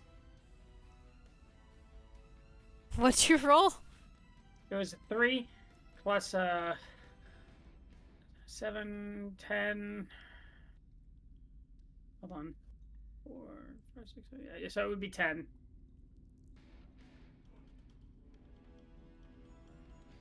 And you're slashing at it with your sword? Yeah. Okay, so go ahead and move your mini forward. Yep. And as you approach the ghastly, transparent dragonborn, your sword slashes clean through. Not a mark to be had. Oh.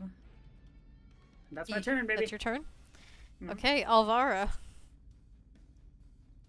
I'm gonna cast Eldritch Blast from where I'm standing. Okay. Also, ahead. is it me or does anyone else not see Audrin's mini? Audrin's standing next to the ghost. I can see it. It's not showing up for me, but alright. Here, I'll move it. You see it now? Oh, I turned it into paper. I don't know what I did. Gonna be a 10 plus 5 to hit, 15.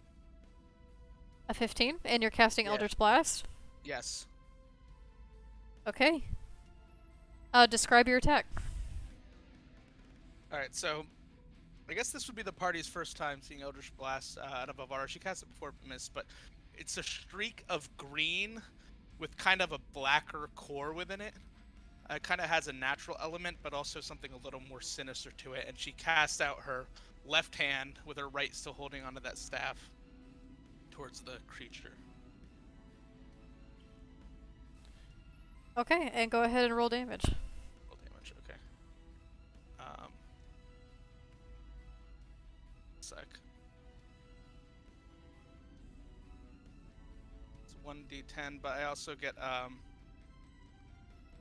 it's 4, but I do have the invocation that allows me to add my charisma modifier to it, so that's actually going to be 7 damage.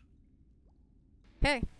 So, as this massive green and black energy swirls from your hand and bashes itself into the chest of this dragonborn, he does not move backwards. However, you still do 7 points of damage. However, he doesn't look very affected by it. His head is just scanning, looking to each of you as you begin to attack and approach. You had your turn? Yeah, that'll be it for me. Okay, Humi.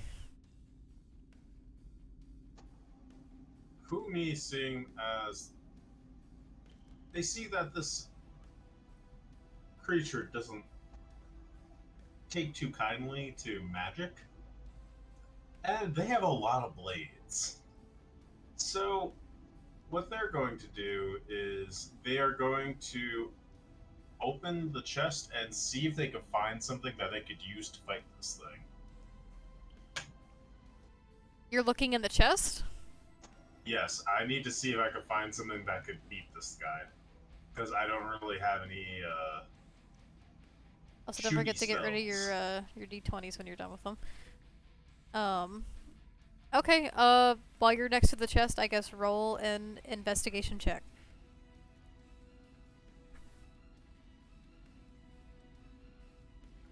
Okay, 19. You don't add anything to it? Nope, I am not a smart boy. Okay. Within the chest, you see the physical form of that same sharp, glinting rapier that is on this dragonborn's side. I'm going to... Picking it up would be an action, correct? Yes. Okay. Well, just searching the chest is an action, isn't it? Yes, it is. So I'm going to pick it up next round. As a bonus action, I'm going to give, guidance to Audrin. Oh, on paper again. Oh, baby.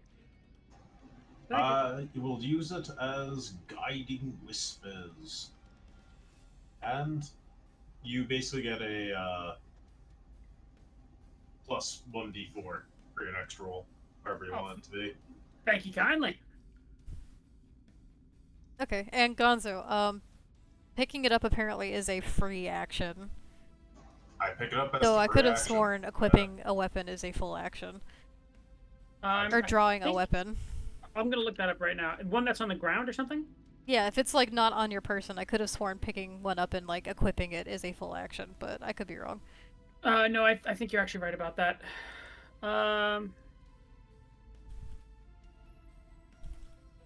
Let's see. Quick little rules check here. Apparently, no. That's what most things are saying. You can pick up or sheath one weapon as a free object interaction for your action, but if you've already used the interaction, you need to use an object action to pick up the weapon. Well, so I'm saying, Cole, investigating the chest would be the action, right? So. But still, it's a free action. Okay, so It's okay, not the yeah. free action. The free action is a separate. Yeah, it's Okay then, yeah, you can use your free action then to pick it up. I pick it up. Okay. You pick up the And, rapier. That is my turn. Okay. Do I feel anything out of it, or is it just a No. normal sword? Okay, cool. All right, Mina. I do have a question. Has it been 10 minutes since the last fight that we've done? Yes. Okay. So, the first thing Mina is going to do is bonus action use her starry form.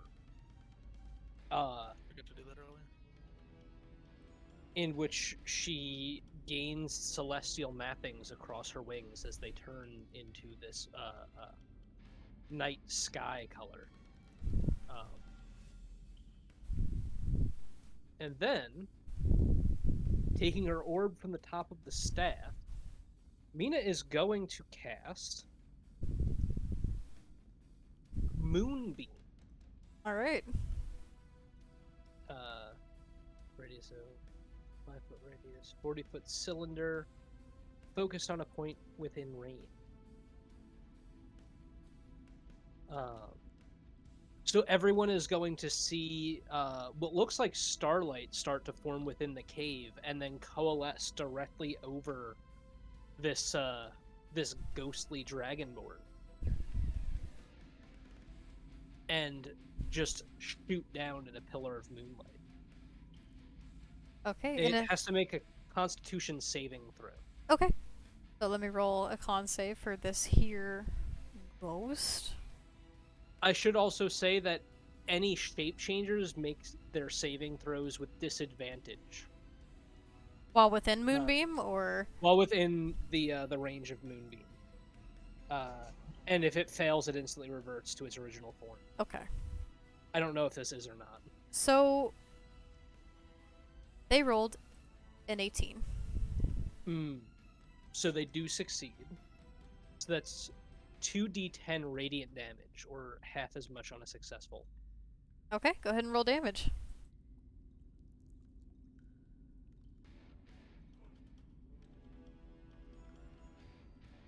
Wonderful. That's going to be 10 radiant damage. And now there's just a beam of light focused on such a point as he is within. And it's halved to 5. Yes, half to 5. Okay, so as this pillar of moonlight beams down from the top of this cavern down to where this ghost is levitating before you all, it seems to sear the skin on this icy white dragonborn. He flinches and clenches his jaw a little bit as he stands within it. You can tell hurting him a bit more than that Eldritch Blast previously did. And as he winces, shakes it off. looking amongst you all.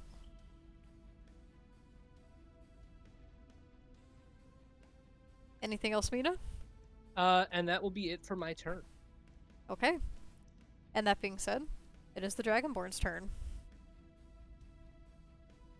Audrin, Oh boy. this Dragonborn pays you no mind. You did not Oh. hurt this thing. How about that? Kind of gives you a side eye and a bit of a slight smirk as this ghost dashes forward, swinging at dear sweet Mina. Does Audrin get an attack of opportunity? He on that? does get an attack of opportunity. Let's go! Do I get one too? You don't get one when it enters your range, just when it leaves. Yeah. Gotcha. Unless you have something like brace. That's a little better.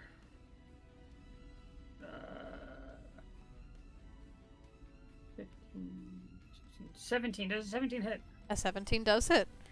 Describe your Okay. attack and roll damage. Okay, so he's just like, as he kind of like goes past, Audrin just has this look of like intense, like, how freaking dare you on his face. And just goes for a slash against his Achilles tendon and the back of his leg to kind of slow him down. And since I have no one else within 5 feet of me between, aside from me and this big guy, I'm gonna add sneak attack damage to that. Okay. Okay, that's a solid 6 right there.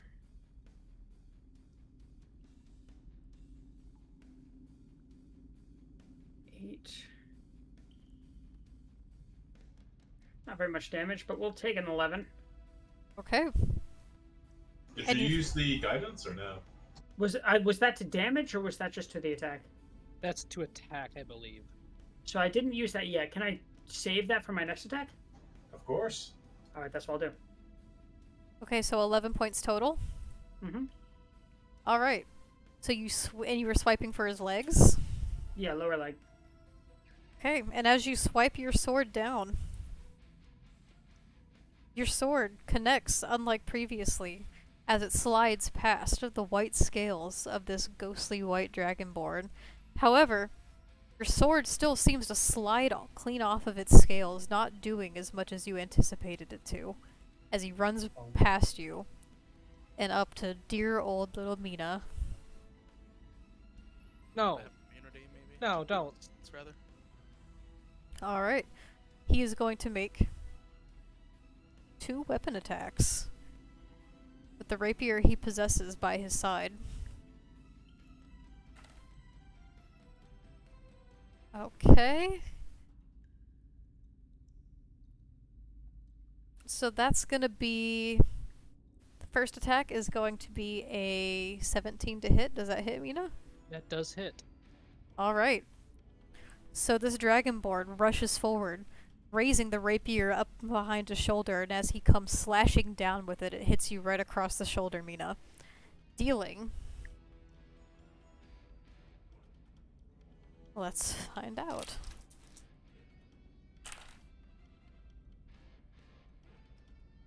That's gonna be...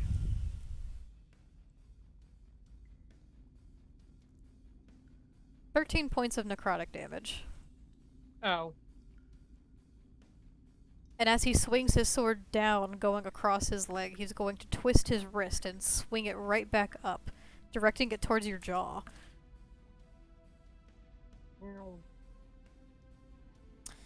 That is going to be an 11. 11 to hit. Yes. That does not hit. Alright. As he twists his wrist and brings that rapier back up, it just misses your chin. You feel the gust of such brushing past you as his cold presence towers over you. He grins down at you with a sharp, toothy smile. Numbers, you're up. So, I am wondering if ghosts are undead. What would I have to roll for that? Huh. Do you have like a detect undead spell or? I suppose it might be our Arcana or Otherwise, you can history or roll something. Arcana or History, but unless you have like the detect undead spell, that's all I could think Yeah. of. Okay. Yeah, okay. I'll make it Arcana.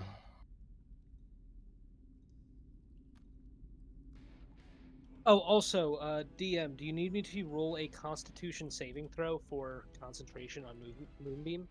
Actually, yes, good call. I I almost got completely forgot about that. I got a 14 total. For Arcana or Yeah. History? They're both intelligence. Okay. Um, yeah, you would know that ghosts are considered undead forms. Excellent. Well then, Numbers is going to turn to this guy, this ghost, raise his shield, which is a little difficult to tell in Tailspire, but actually has a symbol on it. Those with an arcane background might recognize the symbol to be of oh, uh what is that goddess's name? Which one? There's so many. That's Oh, it's Umberly. Um it's the symbol for Umberly.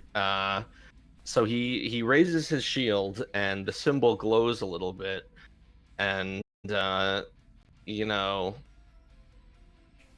he so what I'm trying to do here is do channel divinity turn undead, which says I have to speak a prayer, but I'm not familiar. I'm personally not familiar with the symbol on my shield. Right. Yeah, so I'm just going to like say something, and I'm hoping it'll count as a prayer here. But Okay. be gone. I guess I shout, but a little more sternly and forcefully, like be gone, like that. Okay, and what's the spell you're casting? So as an action, all undead that can see or hear within 30 feet make a wisdom save. Upon fail, it is turned for 1 minute or until it takes damage.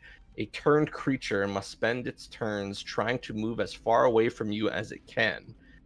It can't willingly move to a space within 30 feet of you, nor take reactions. For its action, it can only dash or try to escape from an effect. If there's nowhere to move, the creature can use the dodge action. So what I'm hoping is that I turn this thing and it shows us an exit. Okay, so I'm trying to just pull up Turn Undead on my screen Yeah, right now, just that way I can make sure I can cross check and make sure everything's good. I can't for actually sure. find it. It's Here Channel we go. Divinity. It's just under Channel Divinity. Okay, I see it.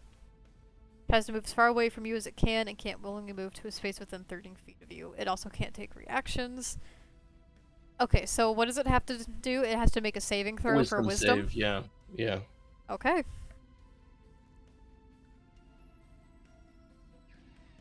That's gonna be a 19. Oh my god, it beats.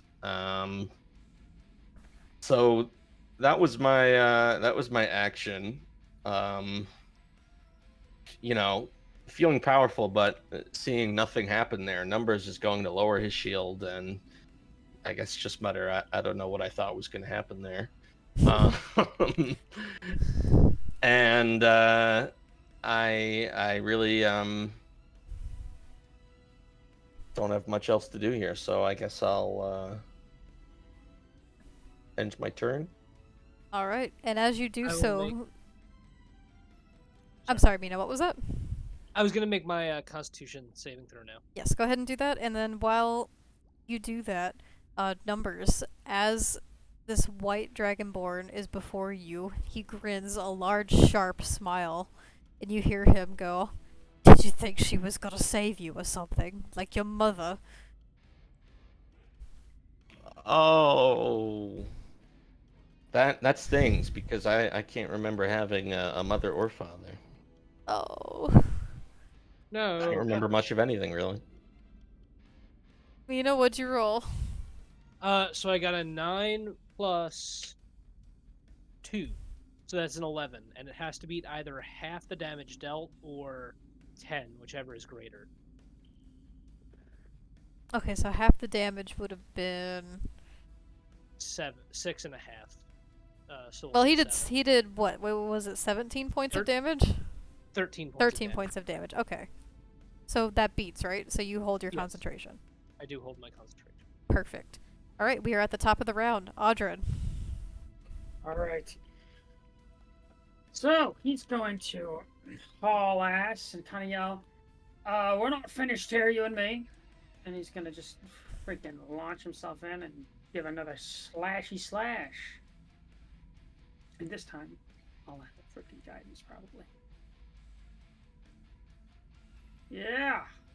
Actually, I'm not gonna add it this time because I think.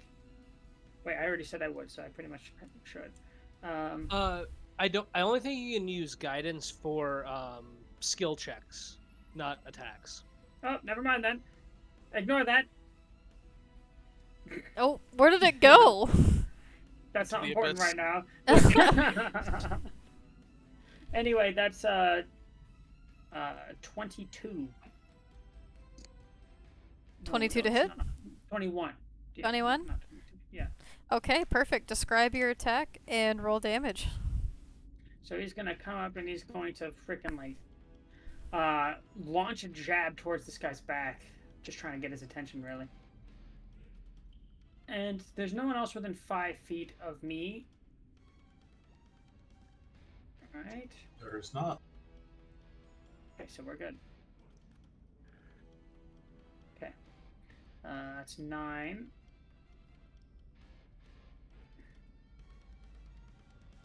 11.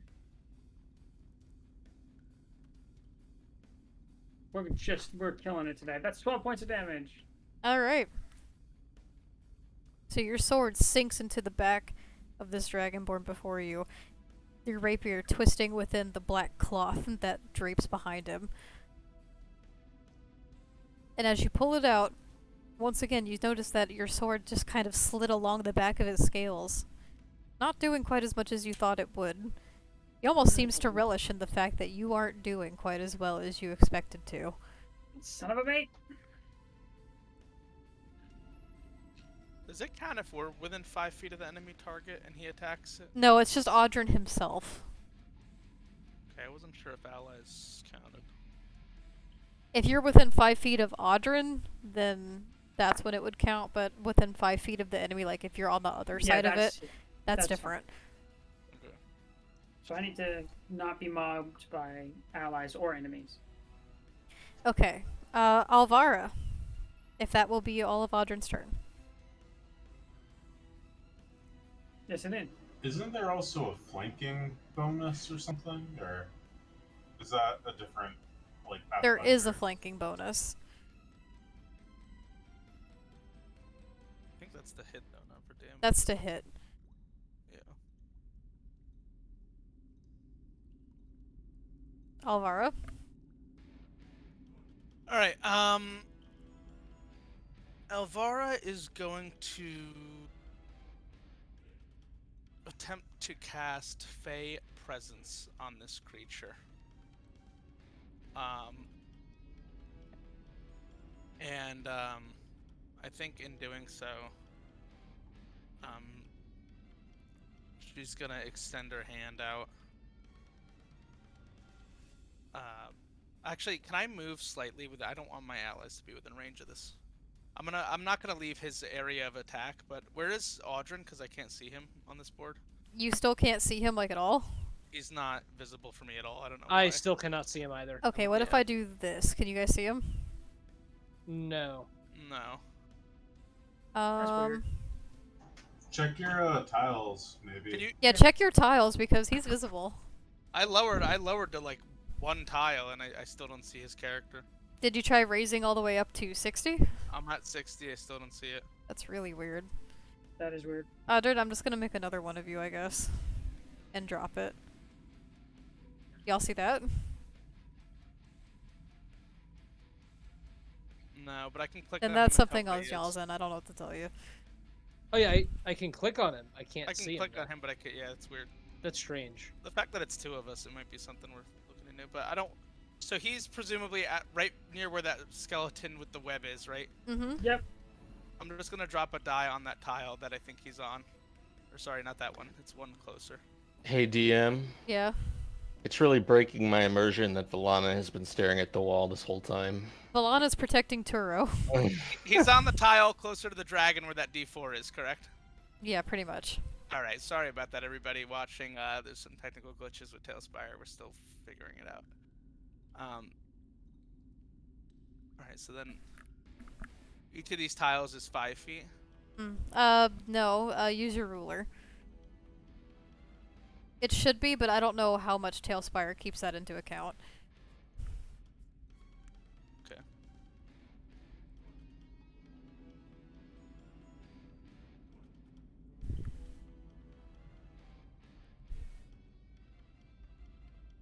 I just want to make sure I'm not within 10 feet of him. So he's 10 feet. And then for Umia, who I also don't want to be in range of. We're within 10. Alright, I have to change my plan because they're just too close to me. I'm just going to cast Eldritch Blast. Sorry for the delay. Okay. But I wanted to do something else, but they're just going to be within range, and I don't want to have them make saving throws. 14 plus 5 to hit, 19. Okay. Describe your attack and roll damage. It's going to be that green bolt of lightning. And now Vara kind of has like this look on her face like, why won't you just die already? 10 points of damage. He's going to try to strike him in the upper left thigh that he has there. Alright, and you swirl this bolt of green and black energy above your head, releasing it while you throw it, hitting the side of his thigh with a loud bludgeoning crash. He stumbles to the side for a moment, shaking it off before standing straight, back in front of those he faces. That'll be my turn. Okay. Humi. So, having just gotten the rapier, which, being a bard, I am proficient with, I'm going to strike at the beast. Okay. 16 plus...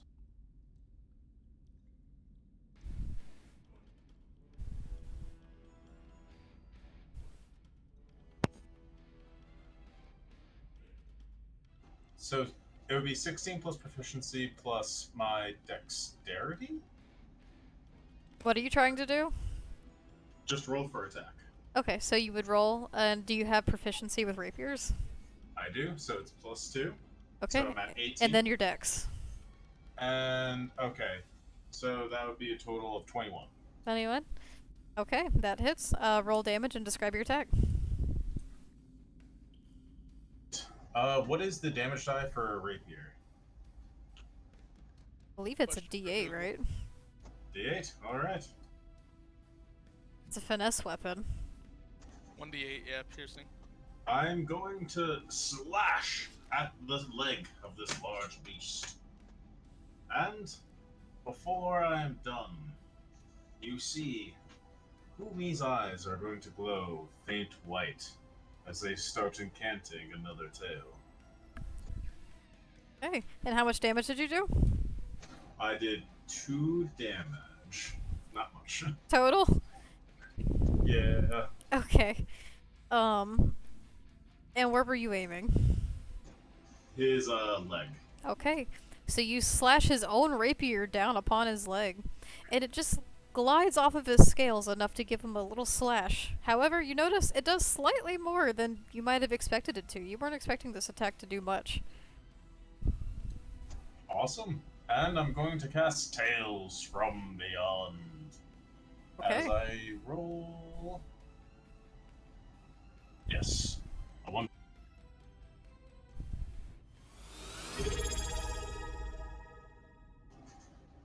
Oh, thank you so much for the resubscription. Thank you. And I start recounting the tale of the angel. The target regains hit points equal to 2 rolls of my Bardic Inspiration die. plus my charisma modifier, and you end one condition from the following list effect. Affecting the target: blinded, deafened, paralyzed, petrified, or poisoned. So, I'm going to roll 2d6s and add my charisma modifier. Okay.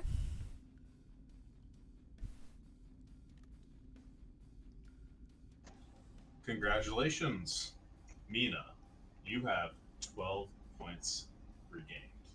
Wow. So it's like I only got hit for 1 point. All right. Very nice, Humi. That is the end of my turn. Thank you. All right. And now, Mina. It's your turn. Oh, okay. So, I just want to double check that Audrin is like right around here, right? Yes. They're exactly like right there.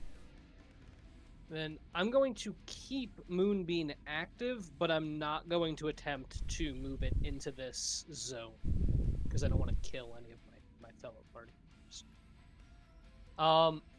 Instead, Mina will once again gather bits of stardust into what looks like an arrow this time, a bow and arrow, drawing back and firing it point blank directly into this dragonborn.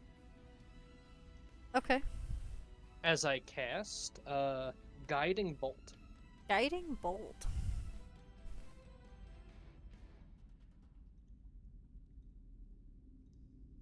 Alright, so that's a ranged spell attack. Ooh. I don't think that's gonna hit. What'd you roll? It's a 5. Oh, I turned into paper again. What the hell? 7. That's only 11. All right.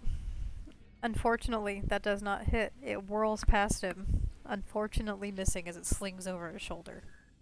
However, the celestial bow still remains as I draw back and fire another arrow using my starry form ability, which allows me to target a creature with a radiant arrow. All right.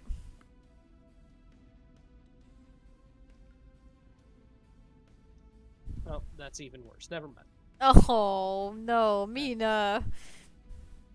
So the second Definitely. arrow draws back and fires, unfortunately dodging to the side as this dragonborn steps out of range of your attack.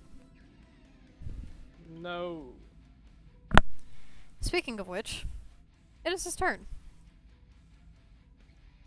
And what he's going to do is look at each of you for letting out a sharp, echoing roar from his maw. Each of you must make a wisdom saving throw. Oh, God. Oh, hello.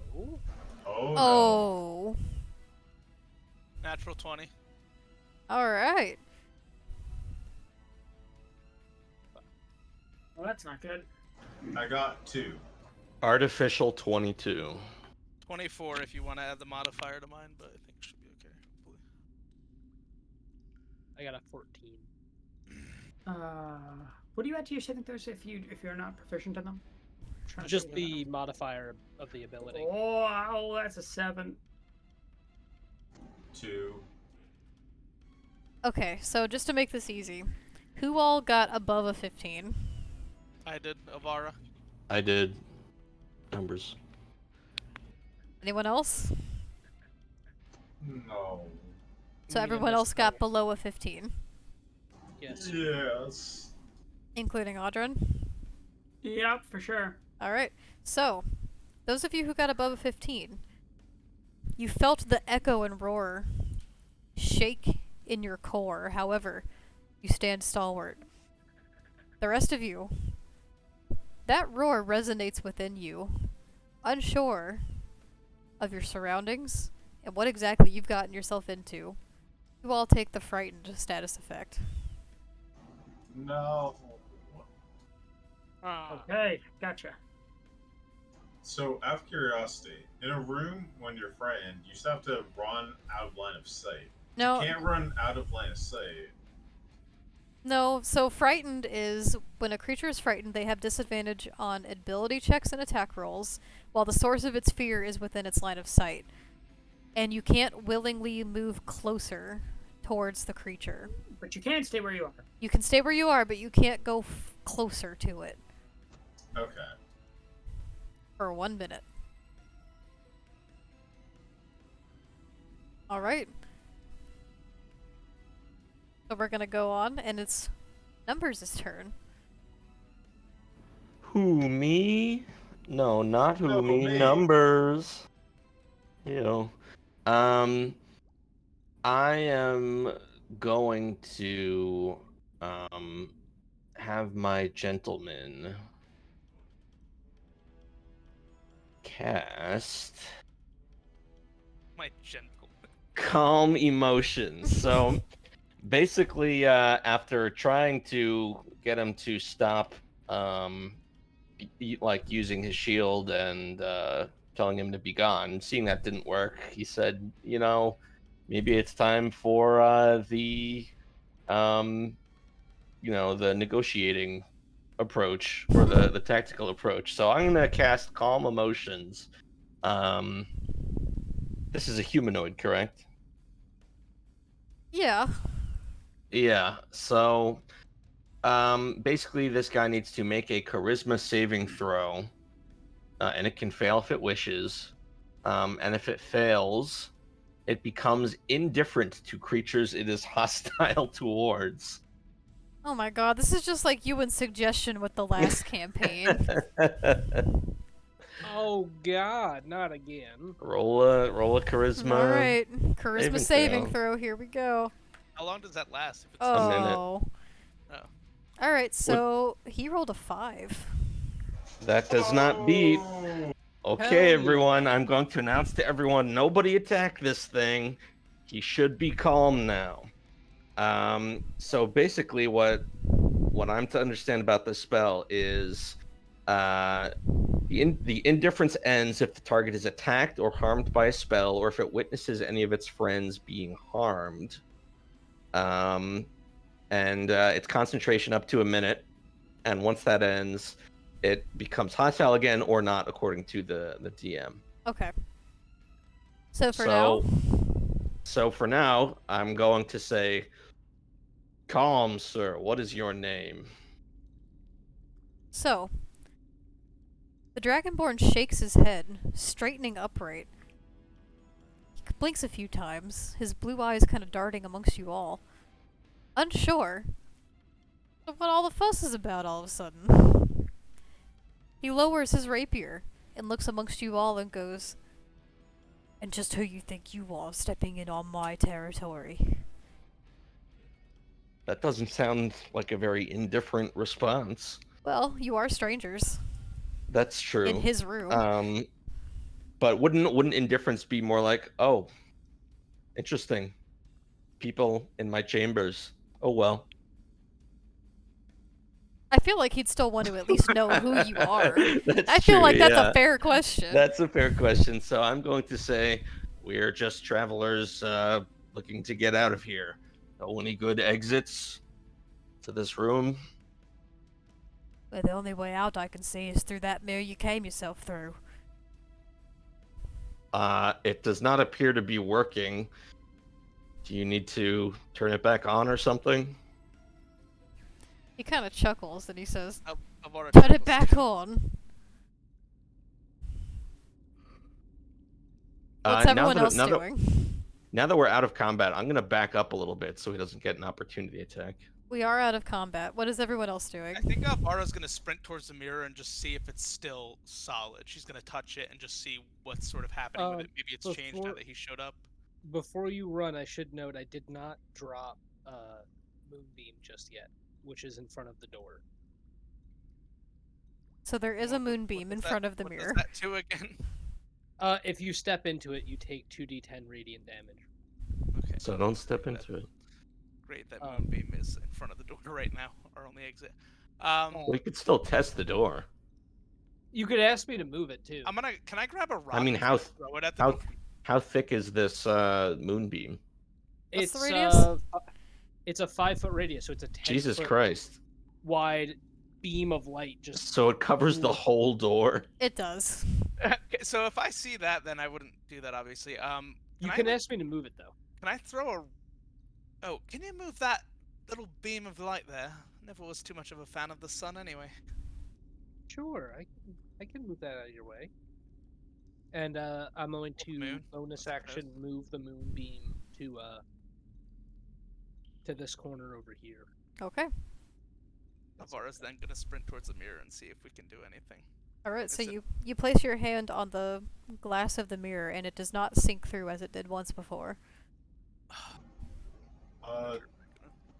So I'm holding his sword. He's indifferent to it, correct? Mm-hmm. Would he still be indifferent if I looked at the chest again? Tell me. Okay. Humi is going to ask a question. So, Spirit, why do you haunt this place?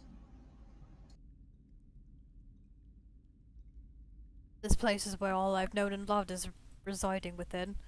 I see no place to leave it. It's mine after all.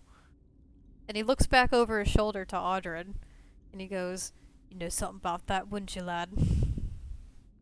So Audrin still has his sword upright and pointed to the guy. He's not attacking him, but he's like not lowering his guard either. He seems ready to have a little bit of a duel. And he kind of like flicks his gaze up to this gigantic thing, and he says, "Well, what on earth you know about me?" He kind of chuckles and he goes, "Oh, I can tell just by looking at you. I know enough about you, lad." And then he just kind of like he looks a little shifty. He's looking around at his compatriots real quick, and then with his other his sword point. Avara furrows her brow, like. So he's got his sword pointed at the guy, and then with his other hand, he just kind of does a motion that's just kind of like, pipe down, not so loud. While this frivolous conversation is ongoing, I'm going to announce to everyone, I'm pretty sure this spell only lasts 1 minute. Don't make any hostile moves, but I think we should prepare spells for when this ends. Avara's gonna, on cue to that, prepare Eldritch Blast in her hand if she can.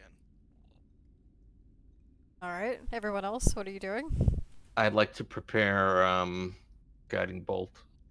Okay. I would also like to prepare another guiding bolt. Are they And still frightened? Yeah, people with the this- frightened condition still have the frightened condition. Okay. How long For does that last? A minute. One It's minute. for a minute. So about the same time that this spell that numbers his cast is ending, so will the frightened Yeah. condition. Okay, so that'll end too. Yeah. So Audrin's gonna prepare an attack as well. Same with Humi, preparing an attack, but also is going to look at the open chest and ask one more question. So, you've passed on in life, but you still guard your treasures. Are you guarding them for someone in particular? To pass on to, perhaps? Pass on to. This was never meant to see the light of day again. It's mine. Like I said. I'm going to once again ask him, how do we get out of here? How do we turn that mirror back on? He kind of shrugs his shoulders a little bit, looking over to you. A little uncaring for what you have to say, and for what most of you have to say, and goes, "I don't know. Win my favor." How do we do that exactly? But you're not doing a great job of it so far, are you? We'll see. Well, Pretty please, can I roll charisma on that? You can roll persuasion if you want. I'm going to with my -1 charisma. Oh my god, I forgot you have a -2 charisma. 9. He kind of smiles and goes, "And how far are those pretties and pleases going for you?" Well, how about a little song and dance? If I can amuse you, would you let us go? Highly doubt you'd be able to do such a thing. Oh, Kumi has a shit-eating grin on his face. I'd love to try. So, using guiding whispers on themselves, they are going to basically take out their violin and start to sing a shanty tune. Okay.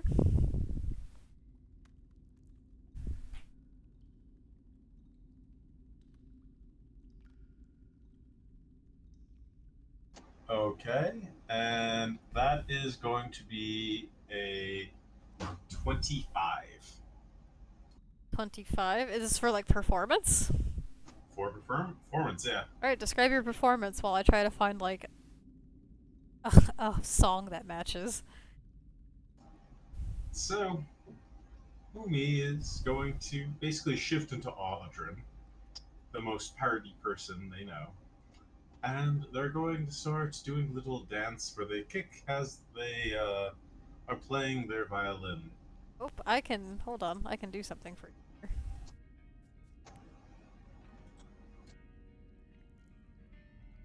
Okay, okay. Here you go.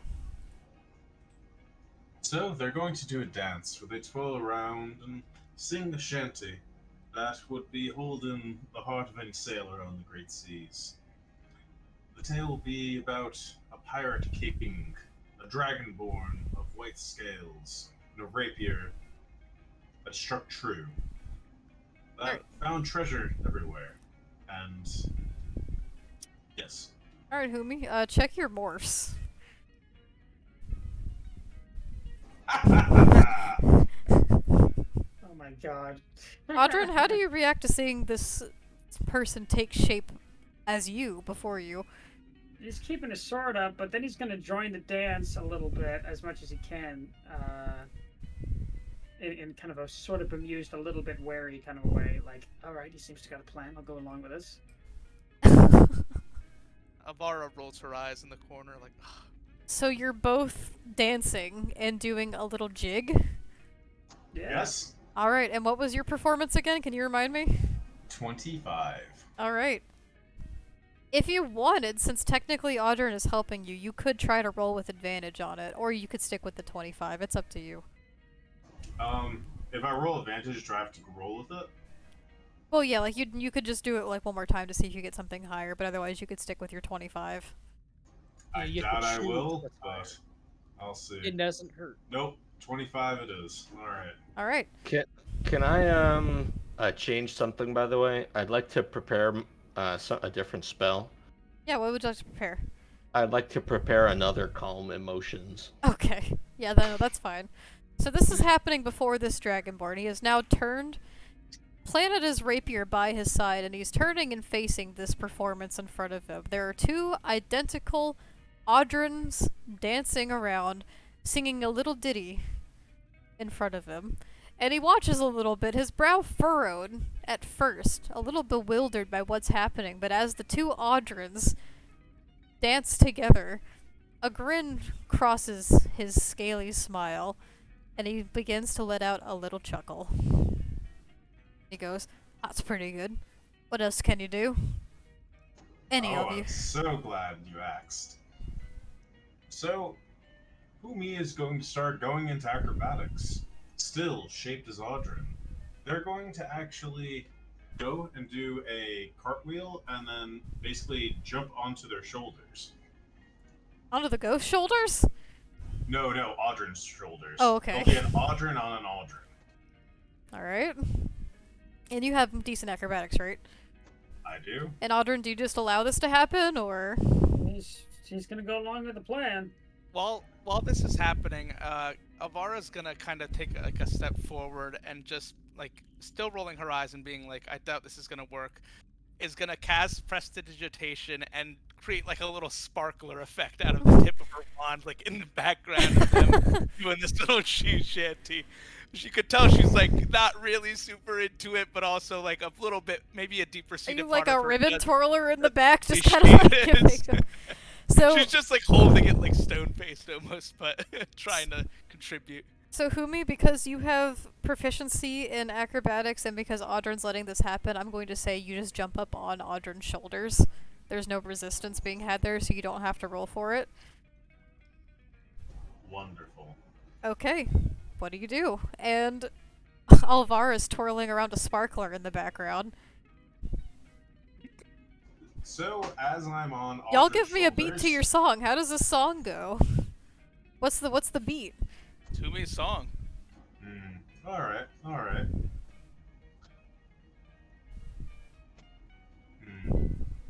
So is It'll be a kind of the same beat as the one song, The Merchant. it's kind of like a, is it The like a Wellerman? slow- The Wellerman, yes! That is the beat I'm going for here. Okay. And as I'm on Audrin's shoulders, I'm going to start morphing into different forms. Just to kind of, throw Audrin off a little and, I don't know, I'm going to do like the Macarena on top of him as I'm Macarena. kind of singing. Audrin, were you going to say something? No, I was just gonna lend to the, the performance. Oh, did you turn into Mina? What's happening? So he's just changing into different forms to basically keep amusing him. I didn't even know I gave you Mina's form. That's interesting. Alright. So But you you're are... a full-size Mina, right? Like, not small. No, I'm a large Mina. Very So, large. as you are on Audrin's shoulders, kinda morphing around, doing a little dance together, Alvara's in the background with her sparkler. Everything's going wonderfully. I will say, while Valana is huddled over Turo, protecting her body, she is going to harmlessly toss out a ray of frost that arcs in the air and sprinkles down little glittery snowflakes around you all, making a beautiful little scene.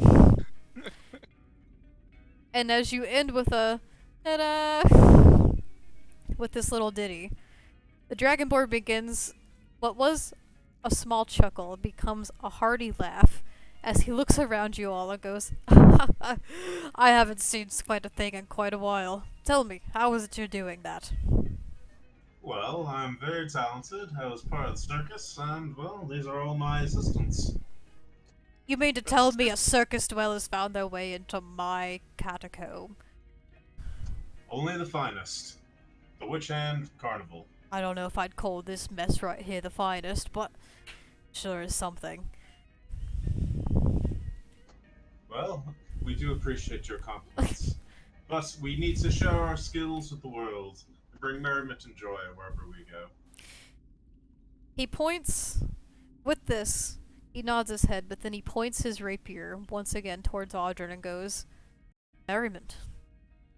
Is that what you spread? Aye, exactly that. And you lot, you're hiding in the back. Exactly right. Excuse me, I was doing what we in the industry call background effects. Quite important for this charade, let's say. Quite the charade indeed, by some of you. And he looks to each of you before glancing around and going, I'm almost embarrassed that a group of this lot has managed to find their way into my safe haven. However, I doubt you'll make much use of it anyway. Do what you will. You have my blessing. Now take it and go. And with that, the Dragonborn ghost What? vanishes. Hell yeah! Right. Here we Amazing. go. With a mist of smoke, the cold air begins to disappear around you. And you are once again in a silent, dimly lit cavern. Gotta change the ambience. How do I do that? Umi is going to look over to Audrin with that shit-eating grin and give them a big old hug. Oh, He's gonna hug him back, but then he's gonna grab him by the shoulders and kind of look at him and say, "Listen, listen, man. You don't have my permission to Huh? be looking. You don't have my permission to be looking like me from here on out, unless it's to save our lives again. You understand?" Oh, but come on, I look so much better than you do. All right, all right. You know what? Not even to save our lives now. Alvara's Fair just enough. standing in the background, kind of gobsmacked, and it looks like a little over at Numbers, who is like the only person whose attention she can get right now, just based on where she is in the room, and says, "I can't believe that actually worked." Never doubt changing. That was amazing. Actually, I didn't know if we were gonna make that one. Impressive stuff, Humi. Thank you, thank you. I try my best to entertain. Well, what say we get our loot and get out of here then? Sounds fair to me. alright. So what do you do? Humi still has the rapier. Like, they had it for the entire performance. He didn't react to it, so they're assuming that's okay to walk away with. Okay, you can take the rapier. You can keep it on your person. So Audrey's just gonna quickly look over and say like, "Want to have a look at that?" I kind of really like it though, but sure. I guess he's just gonna take it. Can I roll Arcana or inspection or just like some kind of something to tell? Let's see. I was gonna just say real quick: is my detect magic still active? Can I see? It is. It is still active, and the magical hum is still coming from inside the chest. Still in the chest. Okay, never mind then. So I'm just gonna roll investigation on the sword and see what I can see about it. See if I can tell whatever it is that is special or what have you about it. Okay. Okay, so that's gonna be a 19. Wait, hold on. Yeah, 19. Okay. So, you inspect this rapier. It is nice. I just turned it into paper again. What is happening? Okay. So you inspect this rapier. It is nice. It has a beautiful golden ornate handle with little carvings inside of it. There is a long spindly dragon carved into it. The blade itself is sharp. It is beautifully kept considering it's been kept in this chest for who knows how long. And you feel as if this weapon might do a little more damage than average by looking at it. So, what do you make of it? I make that. Let's say we have a little wager for it. I love a good wager. Okay. All right. All right. Well, just real quick, while this is happening, can Alvara just push past them or sidestep them and go towards that chest? Because she's looking for whatever magical thing she detected. You can. Okay, I'm gonna do that. Sorry to start the flow. Now your wager. All right. Now pay close attention. He's gonna take his saber out of his sheath, and then he's going to kind of like he's gonna hold the hilts of both, so and kind of like cover both the hilts of both with his hands as best as he can. Then he's gonna turn with his back facing me, and he's gonna like swap him back and forth a few times. He's gonna turn back. And he's gonna say, "Which is the sword?" Audrey, those are two completely different shaped weapons. Yes, Audrey's aware of that. With a shit-eating grin, Kumi is going to say, "This is not the wager I want. The wager I want is you have to perform for me. Make me laugh. Good luck." Like right now. Let's go on. Can we make it like a pay it forward type situation? Or Okay. Hold on a second. And then Audrin is going to take both these swords.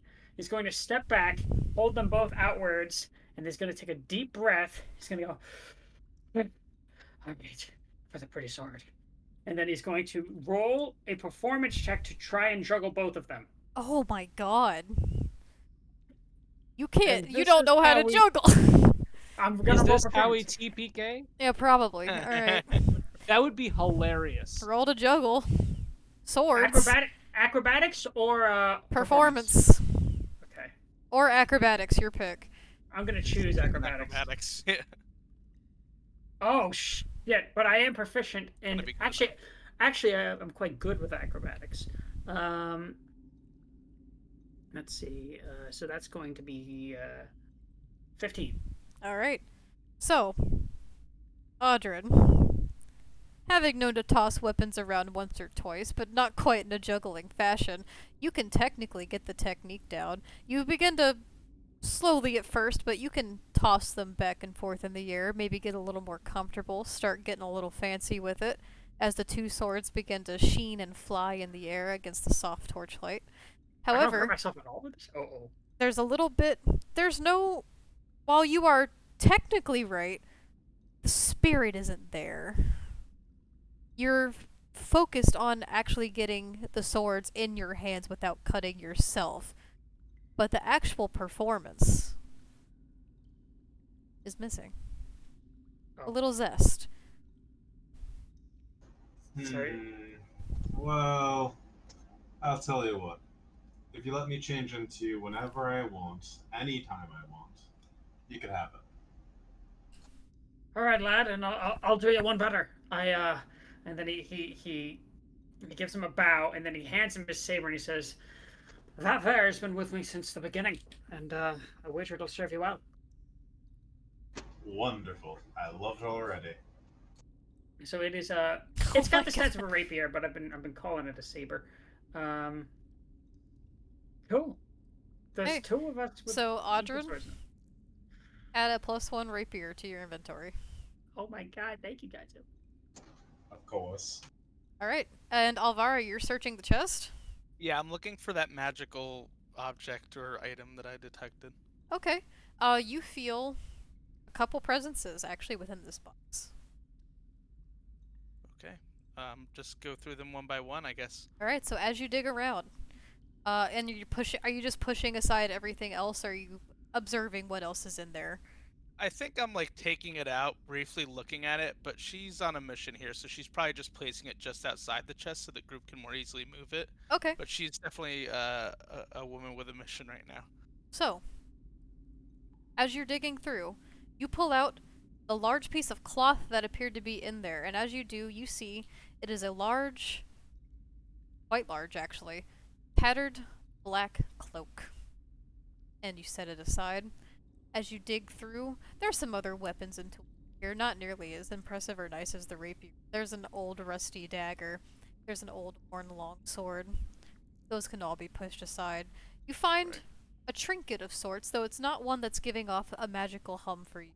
You find an old, what looks to be like put together almost a dream catcher of sorts. It's made of fishing line and gold wire with snowy feathers draping from it, and the beads and line work being done within this dream catcher seem to be indicative of something that you can't quite put your finger on. However, as you keep digging, you also find inside a tarnished old brass ring. You find a little bit of gems in there. You find a small emerald, a small opal, and a small aquamarine sitting inside a small pouch. You also find a little mass of 300 gold pieces. Okay. And then at the bottom, you find a small little black pouch, which is where this magic hum is originating from. Can I tell what it is just by looking at it, or do I not know? The pouch, you can't tell what's inside, but whatever is inside the pouch is what has this hum. I'm gonna open it while keeping it in the chest, sort of like at an arm's length from Okay. me. So you open the pouch. Do you reach in to see what it is? No, I'm just gonna look in first. Do I see anything in there? You see a glinting inside. It's small. Little small items. You see? I'm gonna reach in, yeah. Alright, and as you reach in, you feel within your hand 2 silver rings with a line etched through the middle. Do I Ooh. know anything about the magical properties these might possess? Are they? Well, let me ask first. Both of these, are they have like a magical aura about them? They Both of them. both do. If you wanted, you could roll Arcana on them to see if you I'm can gonna do figure that. it out. But otherwise, these are just 2 little magical rings that look That's identical. gonna be a 21 on the Arcana check. Okay. So, looking them over, they don't seem to be leading to much just by looks. However, you feel as if these 2 rings have a connection together. They're tied together in some way. You feel as though whoever wears these 2 rings have some kind of connection. Okay, Alvara's gonna put those in the black pouch, pocket that, or try to pocket that discreetly. I guess the only one close enough to me to see it would be Mina, but the rest she's gonna kind of share with the group. Do I need to roll sleight of hand for that? Is anyone actively perceiving Alvara? Mina would probably be looking in the chest since there's really nothing else to do. Okay. And that was what we were curious about getting into in the first place. I've Numbers, sort of did been you just happen? observing the room. Okay. Yeah, after the battle was over, I just sort of took a knee and laid on my shield for a bit, made sure the exit was an exit again, which by the way isn't. It is. It is indeed. You can stick your hand Excellent. through it if you were to reach through. Yeah, so then I just observe the goings on in the party quietly. Okay, in that case, if you were going to, you'd need to make a sleight of hand check against both Mina and 127. You can see from there. It's not a big 30. room. 30 feet out? Okay. Ooh. That is going to be a 10. Y'all's Should we passive roll perceptions? Oh, we're just going passive. Well, for I'm this? just well for numbers at least. Mina, you're standing right there. Numbers, your So passive we're passive. perception. It's just my wisdom, or It's 10 plus my your wisdom Wisdom. is Yeah. 13. Okay. Do you want passive or active? Passive. That's gonna be 16. Okay, so you notice Alvara pocket something. Alvara's going to look at Mina and just go, Numbers, you also notice Alvara pocket something. What was that? something a bit of arcane interest to me. But look at all these gems we found. And she's going to hold up the different emerald, opal, and aquamarine to try to distract Mina. Do you think they would be of arcane interest to the rest of the party, Alvara? Does he hear that from all the way over there? It's not a How big big is room. How big is the room? It's not very big. That's Who five. It's 30 is starting feet. to- 25 feet away. I'm not gonna say that loudly. I'm gonna whisper. I'm whispering. I'm Well, trying to be regardless, he saw you do it. discreet. Well, yeah, but I don't think he would hear me say that. is all Then I'm I saying. would just say, would that be of interest to the party then? I think all of this is of interest to the party. Yes, and sort of sidestep whatever he's asking. Who Do you is think- going to saunter up to Alvera and say, in his best Audra impression, "Now, what you got there, laddie?" Oh Classic. god.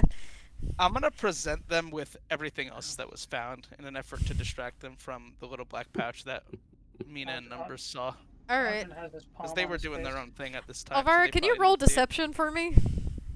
Yes. And everyone else, can you roll insight? Can I just roll sleight of hand? Are you trying to That's take it? gonna be 9 Yes. plus Alright, Humi, roll sleight of hand. Everyone else, what you call? that's a 12 for Insight. Ooh. So that is a 11 for sleight of hand. I had a 12 in the deception, so I don't know Okay. if we're beating those two. What's everyone's insights? I rolled a 9. 11. 5.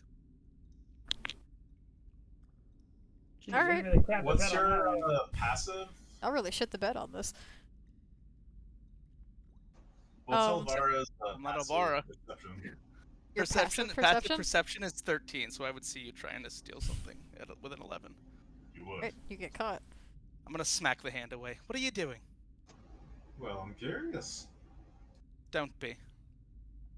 Well, that's just not good manners. And Alvara's gonna like bring the rest of the, like just start going through the rest of the loot and with everyone and kind of lay out like the fabrics and the swords and the emeralds and everything. I guess I'm gonna ask out of character, is everyone okay with putting all this in group loot and divvying up the gold pieces? Yes, I would even say I put would the need. Go on. I would say even put the gold in group loot for now. Well, we would each get 50. It divides pretty evenly among 6. I was just have- saying, like, if we need to purchase group things, like a cart or something. Currently in group loot, there's 50 silver and 5 small pearls. So if you read me the thing, I'll add it to the inventory. Yeah, I'll read you all of it real quick. It was like a rusty dagger. Winter, you can correct me too if I miss anything or get anything wrong. But I tried to write it down as I heard it. A rusty dagger, a rusty longsword, a tattered black robe, a odd-looking dream catcher that uses sort of fishing wire and different beads, a tattered brass ring. Wait, A hold on a small- little bit. Hold on. Yeah, I'm sorry. sorry. Let me know when you're ready.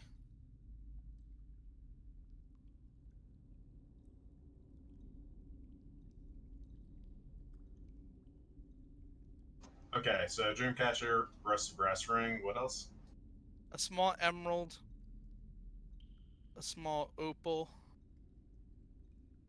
a small aquamarine.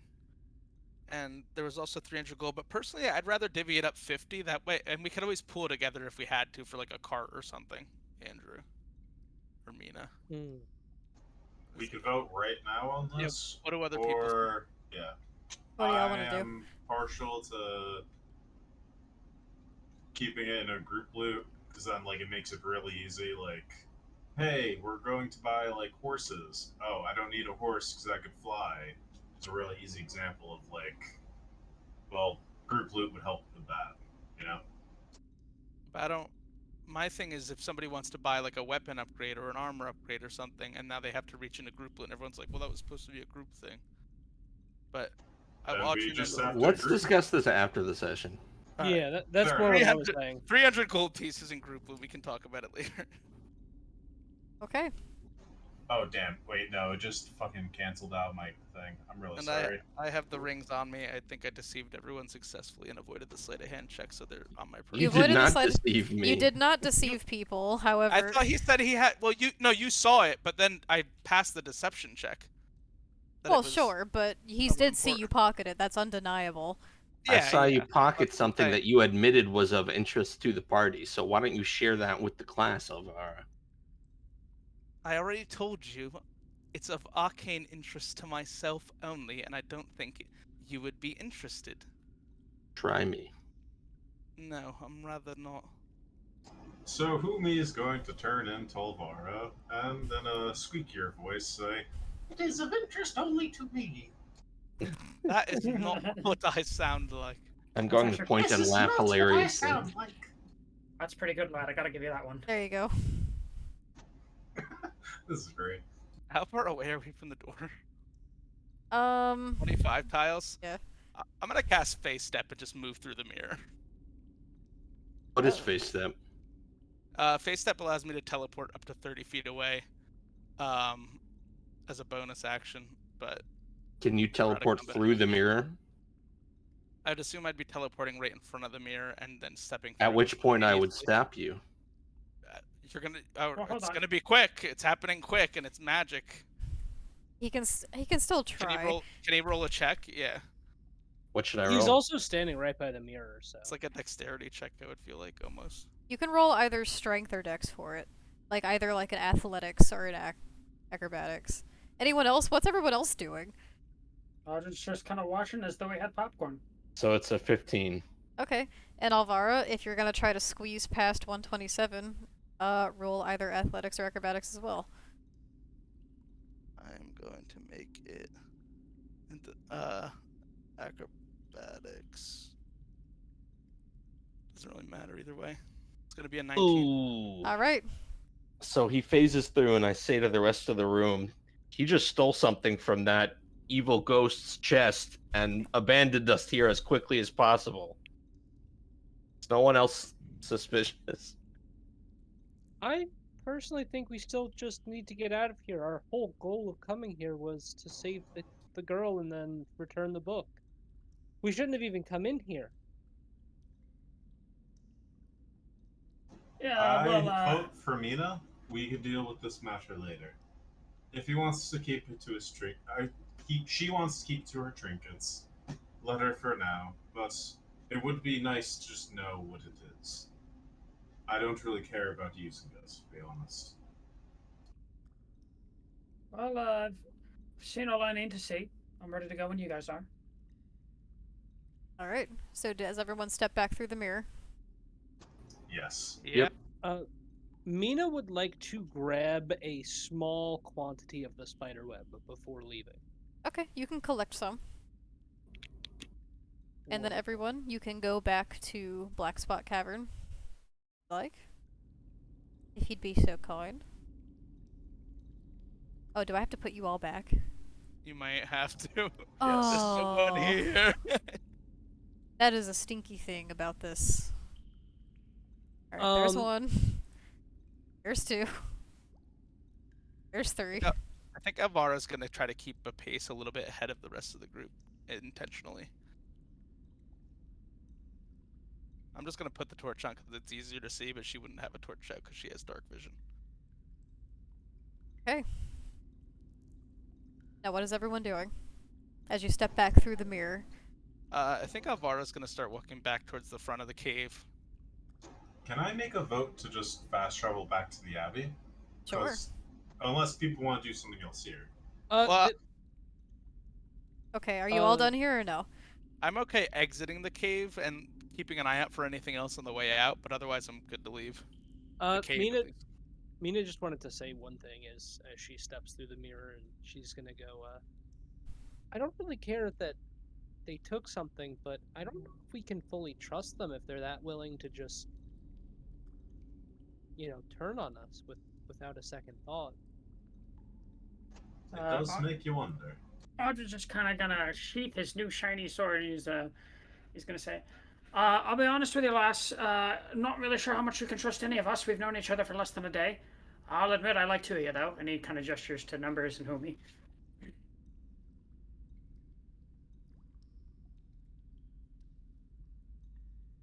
Damn, y'all got nothing to say about that? I'm wiggling and twirling my character. 127 starts dancing. Are you wiggling in character? Yeah. I twirl and do a woohoo 360. You do a yippee. I was kind of I think next time we just keep a closer eye on them, perhaps. Make sure that when they're getting to the loot, someone's at least there to watch. I was hoping that we could all learn to trust each other and maybe go on one of those grand adventures I've always heard about. You see Humi's eyes look kind of hopeful. Oh, That would be nice. Alright. So, as you exit the cave, still as silent as the way you found it, you exit back into the night, Ilana carrying Turo's sleeping body, as you make your way back to Cliff Harbor Abbey. And that's where we're gonna call it. Stopping point. Alright. Alright, congratulations everyone. Ooh, You that did was it! great. Great Good work. fun. Good session. You did your Nice. first We instance! survived. Let's, First instance. Round table. Here we go. All right. Well, obviously my vote's going towards Humi. That's just a no-brainer. Mm-hmm. Okay, so we'll go down the line like we did last time. So Audrin, you said Humi. Alvara. Yeah, I'm also gonna go to Humi. They've had Gonzo's had a lot of really good sessions lately, like in character, and I think this was a nice capstone for a lot of that. So that's why Humi gets my vote. The performance is a cool, clever way of getting out of that battle. Okay. Humi. I'm gonna give it to Alvara. They stuck to their guns and they didn't back down. That takes guts, and that's part of their character. I enjoyed it. Alright. Mina. I'm going to give it to, I believe it was Numbers that cast the spell that was similar to Suggestion. Calm emotions. That was a Calm good one. That was a emotions, nice yes. Yeah, that's save, good. Because that stopped the fight temporarily. That paused long enough for us to gather our wits. I think we could have handled it, but I think we were going nowhere fast. We probably would still be fighting. Honestly, I think so. All right, and numbers. I'm going to give it to Humi for the antics this session. I love that he's turning into our party members. Thank you so much. Alrighty, so it sounds like we have a majority here for the player inspiration, which is going to go to Humi. Woohoo! Yippee! Great job, Humi. And great job, everyone. Y'all have all done really well. I love that I'm, everyone's sticking to their characters. I'm uploading some media to the Discord. Oh, hell yeah. I can't wait to see. I love the screenshots you take every time. Hell yeah. Thanks. It's good. Alright, well this has been fun. What I'm going to do now is, after we end the session, is I'm going to post the community inspiration poll up over on the Discord. And then sometime this week, I believe I'm going to ask everyone what we would like to do for this month's Twitch sub game night. What are we going to do? We got to figure that out. So, thank you everyone so much for joining. Please check out the Discord if you haven't already. That's where we upload all of our content and schedules, and it's a lot easier to stay in touch with what's happening over there, so consider checking that out. Thank you so much, everyone. This has been a lot of fun. I can't wait to start again next week. Y'all have made some great progress. But until then, we'll catch you next time. Thank you so much, everyone. Bye-bye. Bye-bye. Bye, everyone. Bye-bye.